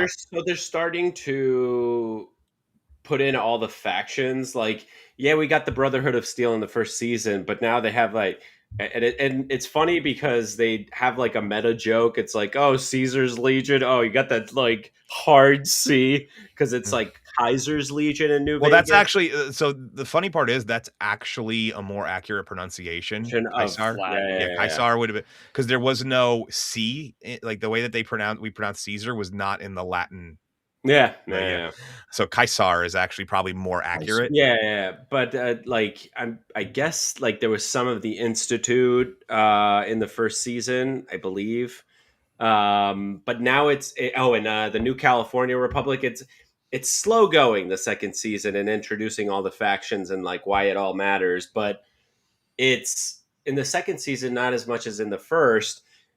Like the decisions actually matter. Lucy, can we get into spoilers or? I mean, I'm okay with spoilers because it's released directly to homes, and if you don't have Amazon Prime, I'm shocked. Okay. Yeah, I don't really care. So you have like the decision where Lucy chooses to give the stim pack to the lady in the hospital versus the ghoul, and the most fallout thing to happen is that the lady gets killed by Kaiser's Legion when they get there. Yeah. So it was like pointless to help her in the first place. And then there was the choice between Maximus and whatever the hell Kumail Nanjiani's character is. So like Nanjiani. Yeah, so he's from only person in history to get made fun of for getting in shape. Yeah. But like, so that's there's like an Easter egg where he's like from the Commonwealth, which is Fallout 4 in Boston. Yeah, so the Commonwealth, the Commonwealth is like, well, it's like out east, Boston, Rhode Island, the whole region. That's right. But so basically, the Brotherhood's like saying, "Oh, whatever the hell the item was that they found at the end, they're all fighting over it." And then Kumail Nanjiani comes in from Boston and says, "Well, I hear you're, it's like, have you talking about a civil war?" He's like, "Hey, does anybody actually remember the Eternals in this universe? No? Okay, good." I just want to read this one real quick. How are you supposed to have a continuity when every game has multiple endings? And that's kind of what my point was. That's why I don't care too much about the continuity of the show, because a lot of the events are not solidified as to exactly which one is the real canon event. Especially, I'm really confused as to why they made it canon to the games. Like, why not just make it? That's because Bethesda is taking forever to make Elder Scrolls 6 before they make Fallout 5.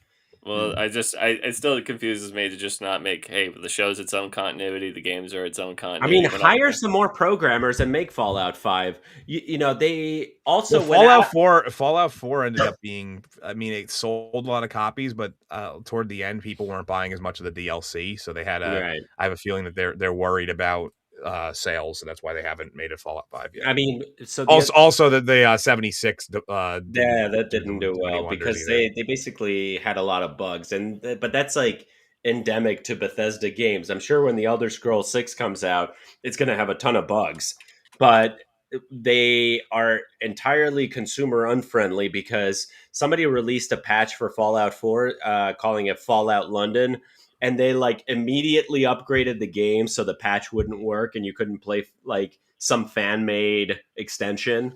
That's not uncommon. Yeah. But if if you're taking decades to make a new game, it's been over 10 years since Fallout 4. if you're taking over decades to make a new game, don't shut down fan-made stuff.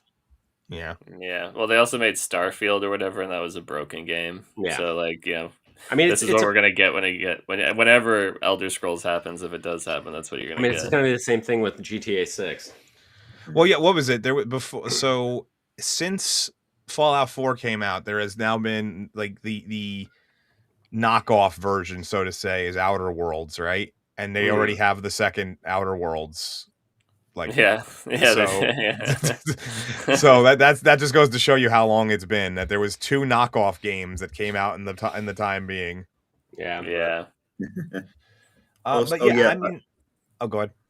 Oh yeah, if you want to keep talking about Fallout, I was just going to change. I was just going to say my last bit, and then but go ahead. Okay, I was just going to say, since you brought up like Eternals, I was going to ask anyone if they heard that Kit Harington said that he's no longer returning for the role of the Black Knight. As a comic fan, are you guys, or as comic fans, are you guys disappointed by that news or no? I mean, I didn't like the Eternals; it put me to sleep. The Black Knight is such a minor character that it's like, if anything, he would have been a character, in my opinion, who should have showed up in like a one-off episode of a TV show. I don't think they really need him in movies. I mean, he's not a major comic book character. No, he's not. In fact, his sword is more important than the character itself. So it's like, but the I mean, I feel like Kit Harington is an actor who he's probably the one who had the worst end of the fallout of Game of Thrones. Right. Because I think because they neutered his character so hard at the end, like everybody else was poorly written, but he had 1 or 2 lines the whole season. So it was like he not only did his character get neutered, it got buried in nothing dialogue. You're my queen. You're my queen. That was it. Yeah. But I guess the only thing else I have to say is that since Dark Hour, since your shirt says "I love tits," how about we talk about Sydney Sweeney's new movie Housemaid briefly? Because that was a great transition. I haven't seen it because a lot of people were saying that her career's over after her jeans ad and the box office bomb of Christy Martin biopic. All she has to do is just get naked, and her career is right. And that's what she did. And that's what she did in Housemaid. I saw it actually. Oh, she did. Yeah, well, there's I think there's like a brief nip slip. She does get naked. I mean, I heard they're real, and they look real. They're real. I'm sure they're real. Besides her getting like naked briefly, you also see Amanda Seyfried like get undressed, like you see her panties. So that's another bonus, I guess. But it's I gotta go see this.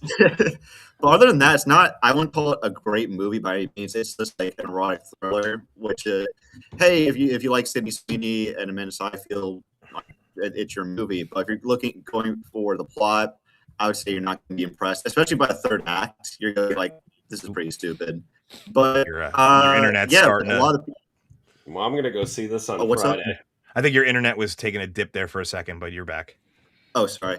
Yeah, I guess brief review without any spoilers is that Housemaid is a bad movie, but it does show that Sydney Sweeney, her career is not dead by any means because this made like a very impressive box office. All right, I'm gonna go see this. I don't know. Paul's on Fandango right now. Oh no, I'm on my AMC theaters. I'm about Oh yeah, there's a 7:45 Friday night. I don't know Anna Nielsen 1243, but she says that women aren't real. So I don't know. I think Sydney Sweeney looks quite natural and real to me. I don't know. Yeah. Except for the makeup, obviously, it obviously should look, but that's just Hollywood. I think women are real, but they don't poop. Yes, I'm convinced about that. I hoard it in. Oh, perfect. There's a 7:15 on Friday. Please in the chat, if you can let us know the last time you pooped, that would be for research purposes and nothing more. No like fetish eye or anything. I just like an IMAX showing, Paul. What's that? Is that an IMAX showing? It is not. No. Can you imagine that? Can you imagine her naked in IMAX? It's like, whoa. I don't want to reveal the location, but I got to start wearing this shirt to things and just like not just on the streams, just like walk around wearing it. There's prestigious events. I mean, you are in New Jersey, because I get so it's not like par for the course, you know.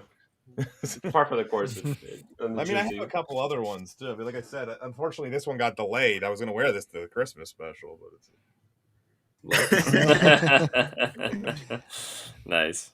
Technically, I mean, "Let It Snow" isn't necessarily specific to Christmas, but I don't know if I have much of anything else for today. Yeah, it was just kind of one of those slow times. Anybody got anything that we didn't cover that they want to talk about real quick? No, I think I covered everything. Oh, you guys, yeah. No, I was so. down to chat about anything. So there's not really much news this week. I should have brought one of my comments because I had. Let me see if I could pull up one real quick. I had a great one, and I should have. I think I dropped it in my. Hold on, I might be able to do it right here because I drop them in my server. So it allows me to at least go back and find them. Do you guys watch The Boys? That's coming out. Yeah, unfortunately. Yeah, unfortunately. Oh, here it was. This was it. Hold on. It was it was on my Stranger Things video, and I still have no fucking clue what the hell this was about, but it was pretty fun. I'm not only playing. It gives me an excuse to play my video. Hold on. Where is it? I am the master of the clit. Remember this fucking face. Wherever you see clit, you'll see this fucking face. I am the clit commander. That's from Clerks. Yeah, no, it's from Jane Silent Bob. Jane Silent Bob. Oh, okay. So this is one of the most interesting comments I've ever gotten on anything. I didn't even block out this guy's name because I really would like him to tell me what the fuck, like what he thought he was commenting on. But Michael Brand 4127, been thinking about this, and maybe the hair follicles on my scalp that would make my hair thicker, right? And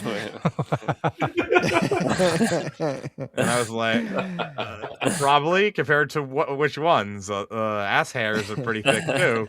And did you ask any question related to that? Like, why would you? No, I don't have it. I didn't say shit. I have a feeling he was like, my best guess is that he was texting like a doctor about getting his hair, like a hair transplant, which is I'm all for, man. Like, to get your hair, but it's like,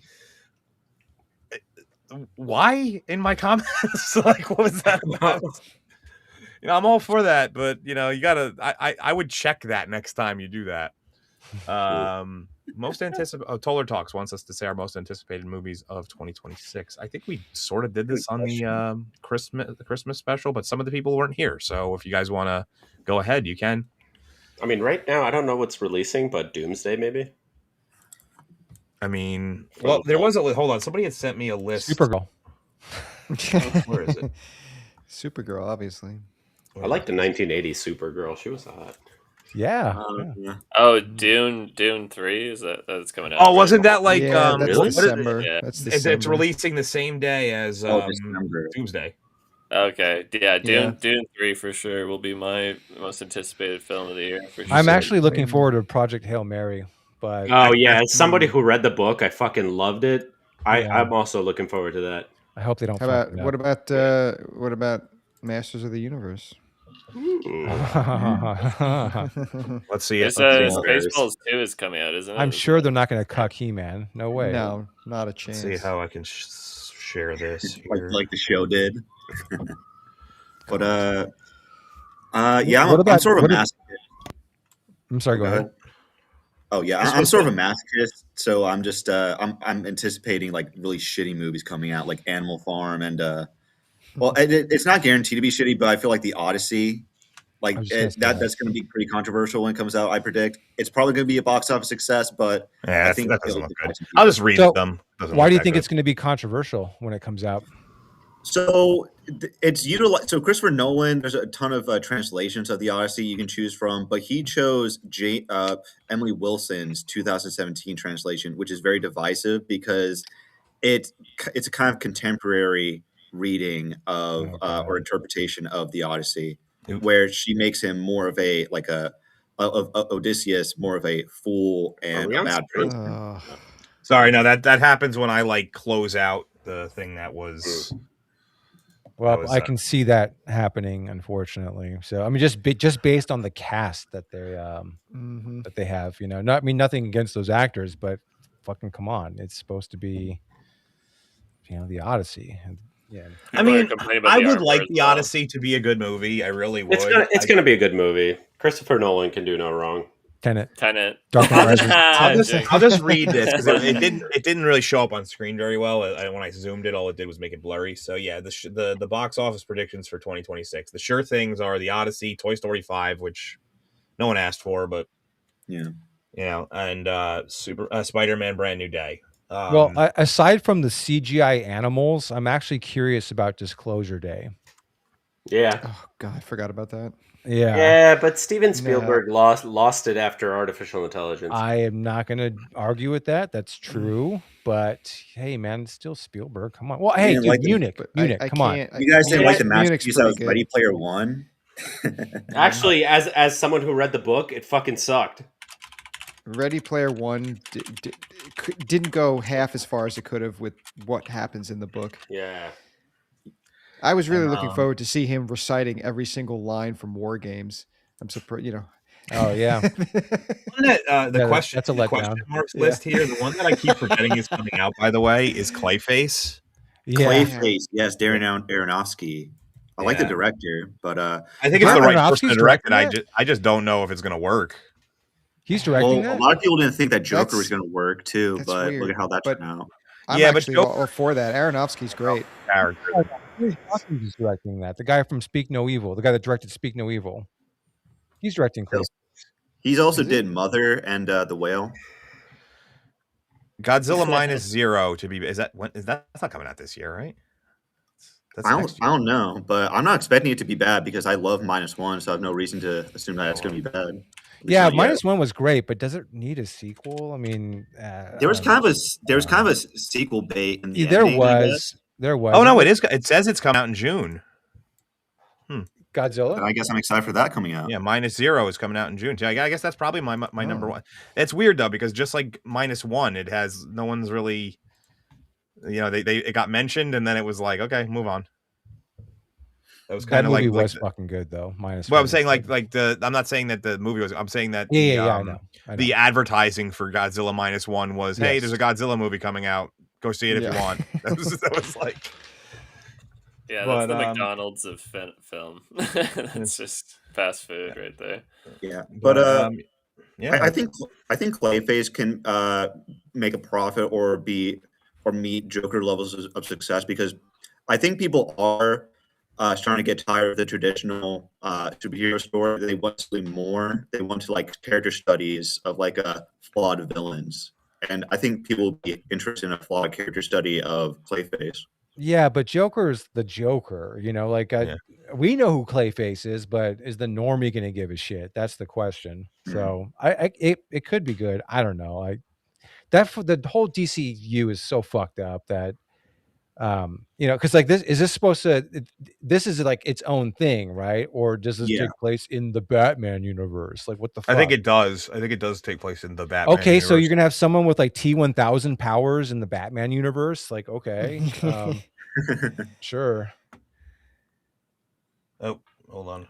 The grounded, gritty universe of the Batman. What is even the state of the DCU with Netflix buying it? Are they going to pull the plug on this whole thing anyway? No, I don't know. Like James Gunn has been saying a couple of things though, where he's sort of like setting up his inevitable exit. You know, looking for his off ramp. Yeah, exactly. Creating his own off ramp. Yeah. Apparently, this is a set photo from Clayface. Boy, I can't remember the name of the actor playing him. Mike Flanagan is writing Clayface. It'll be good. Oh, interesting. Well, he was supposed to. I don't know how much of his script they're going to retain though, because it seems like almost like he left on a little bit of bad blood because he actually wanted to direct that, and then things happened and he was kind of out. So I don't know what the involvement with him is anymore. Yeah. If he's writing it, thank you, Proctofile, for sending me that picture. By the way, it's it doesn't really tell me much, but it's If he's writing it, then I can expect it to be somewhat good, and but merely producing it like he did with Shelby Oaks, which Yeah. Well, that was more like a marquee name, sort of like Quentin Tarantino presents Hostel. Yeah. You know, Tarantino didn't have shit to do with Hostel. They just put his name on it, you know? Yeah, exactly. But let's see. Oh yeah, like for Supergirl, I don't know if you guys mentioned this in a previous show, but I found it funny how James Gunn went out and said, "Well, we're not going to be faithful to the original comic. It's going to be more like Guardians of the Galaxy," which a lot of the people and everyone was just like, "We know, we Yeah, know, we're aware." We saw the trailer, so yeah. I'm shocked. Yeah, it does just look like Guardians 5 or whatever it's been. Guardians 4. Well, 5. Yeah, I guess if you count Superman as Guardians 4. But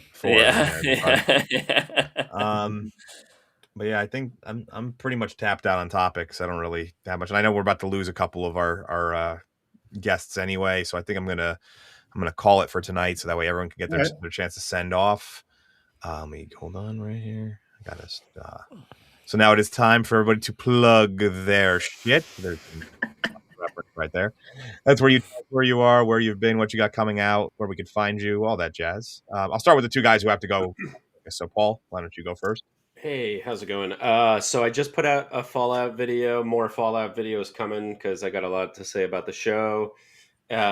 Thirsty Thursdays is back for 2026 on Thursday the 20th. If you want a fun time, go watch the last one I was on. Holy shit! Actually, you know what's hilarious? So my doorman was like, "Yo, I watched the whole thing. You guys were fucking wild." I don't think I talked about a topic a single time.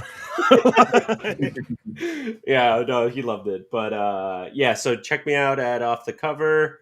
I'm not super active on X, but I should probably. But yeah. Yeah, anybody's links can be found in the description, and I don't switch over to a different channel, so they'll just be there. I don't have a second channel that I put stuff on because it doesn't matter. I don't know why people do that. Generation Offended. Yeah, you can go next. Yeah, you can check me out at my channel. I do long form, short form video essays critiquing film and TV shows, and I'm covering Stranger Things right now, so that's what I'm up to at the moment until I get around to Fallout. I think Off the Cover wouldn't really like what I say, but yeah, it's Hey, yeah. Discourse, man, discourse. Yeah, so that's about it. If you guys got to go, because I know you said a little about like 15 minutes ago you had to go. If you guys want to head out, it's fine. It's not. Yeah, thanks for having us. No, thank you for being on. Yeah, awesome. I can stick around a little longer. Okay, yeah. Paul seemed like he had to go. Yeah, no, I got probably has to go move his car. Well, actually, not today, but because I already took the ticket for Tuesday. But somebody's going to tear my head off if I don't. All right. Well, it was good having you on, man. Man. It's good seeing you, man. Yeah. See you guys. Good seeing you, Paul. Nice meeting you. You just exit. Yeah. Everyone always looks for like the exit thing. You just click out. Kino. Yeah. Well, first off, thanks for having me on Dark Hour. Like, I really appreciate you giving smaller channels such as myself a chance. I'm not a huge channel myself, so I know what it's like. Yeah, well, I'm KinoFlex or KinoFlex Reviews, and you can find my channel by just searching that name up in the search engine, or just look in the description below, as Dark Hour mentioned. You can also find me on X. Appreciate any follows there because I'm trying to build that up. For my content, I primarily range from either long form or short form content, mainly reviewing movies or making response videos to other people, responding to someone else that I find to be pretty goofy. But other than that,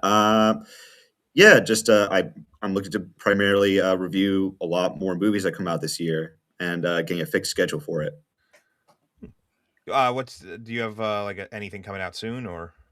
I just released a video. I think I'm gonna release a compilation of them later, but my next actual review is gonna probably be of Wake Up Dead Man.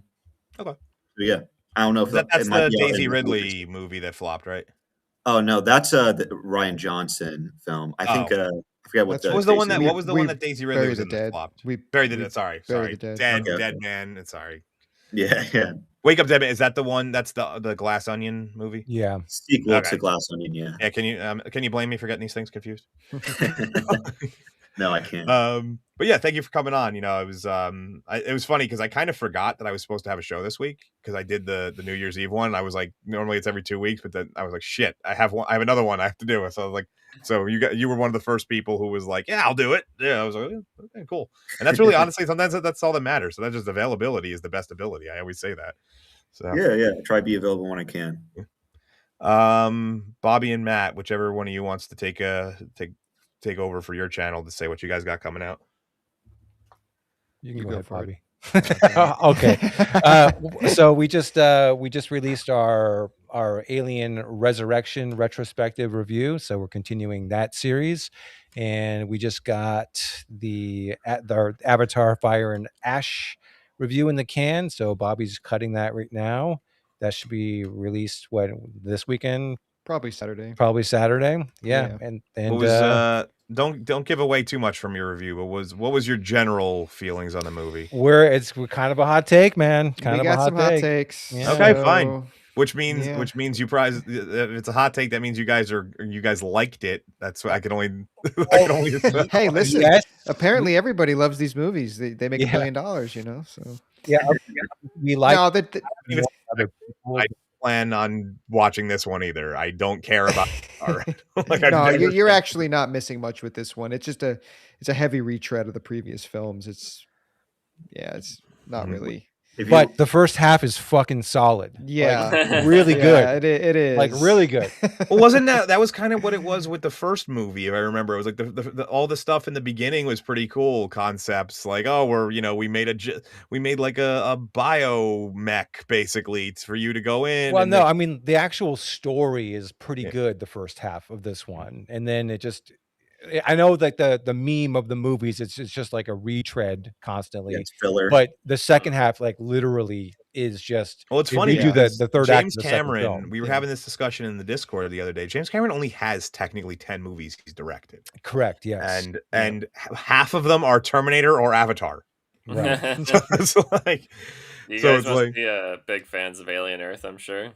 Oh well, that's kind of how we like this whole thing came to be. Was our Alien Earth reviews were both kind of taken off at the same time, and we had a little contest as to who could get to 20,000 subs first. They beat me, but I always say that there's two of them, so they each only have we gotta hit 40. We gotta hit 40. Well, yeah, the Alien Earth reviews did pretty well. Like did some numbers for our channel, fortunately. So yeah, fuck that show. That show was awful. That's me. I always do these pockets where I'll have like nothing for a while, like no growth, and then like 3 videos in a row will do really well for me. And I'm like, you just don't know. Yeah. It's weird. Yeah.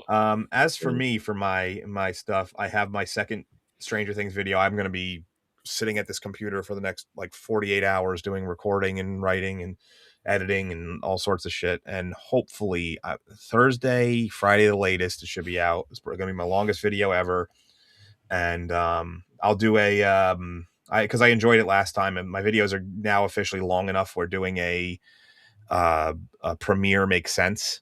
You know, I feel like you have to have like your videos have to be like at minimum like 45 minutes because people have to notice it's going on. If you do anything, if it's like a half hour or less, you shouldn't even really bother with a premiere because by the time people notice, it's already over. So this one will be a premiere. I'll be in the chat with people, and if you want to talk to me about it. But yeah, this one it's a monster because it's me taking 5.5 hours worth of content and trying to squeeze it into an hour and a half. So. After that, I take a couple weeks break, and then Wonder Man comes out, which is a character I love from the comics. Who is I'm not even sure what the fuck's going on with that. We didn't even talk about that trailer. Mostly because the trailer doesn't tell you shit. It's like he's an actor. Yeah. It's just like meta stuff. Yeah, but they're dropping. I'm actually going to do that whole show as one video. And the reason why is because they're dropping all the episodes at once, and they're all short. They're all like a half hour. There's one of the episodes was 22 minutes. So, I'm going to do the whole show in one go. Which means I have to come up with a lot of commercials and stuff for between the episodes. That's probably going to be the hardest part, to be honest with you. Other than that, obviously you can find me here. I pop up on all sorts of channels from time to time. If you're in the Discord, you can always talk to me there. If you're not in the Discord, please join it. That's the best way to keep up on this show and my content. So Just leaves me to thank my co-hosts, Matt and Bobby, my guests, who one of them is missing, but Kino, Jenoff, and of course, off the cover Paul, and the most important people in this whole thing, and that is the chat. The chat. Without you guys, the show would be pretty boring. It would just be us talking to ourselves. So, once again, thank you all, and I'll catch you all soon. All right, Thank peace. you. Yeah.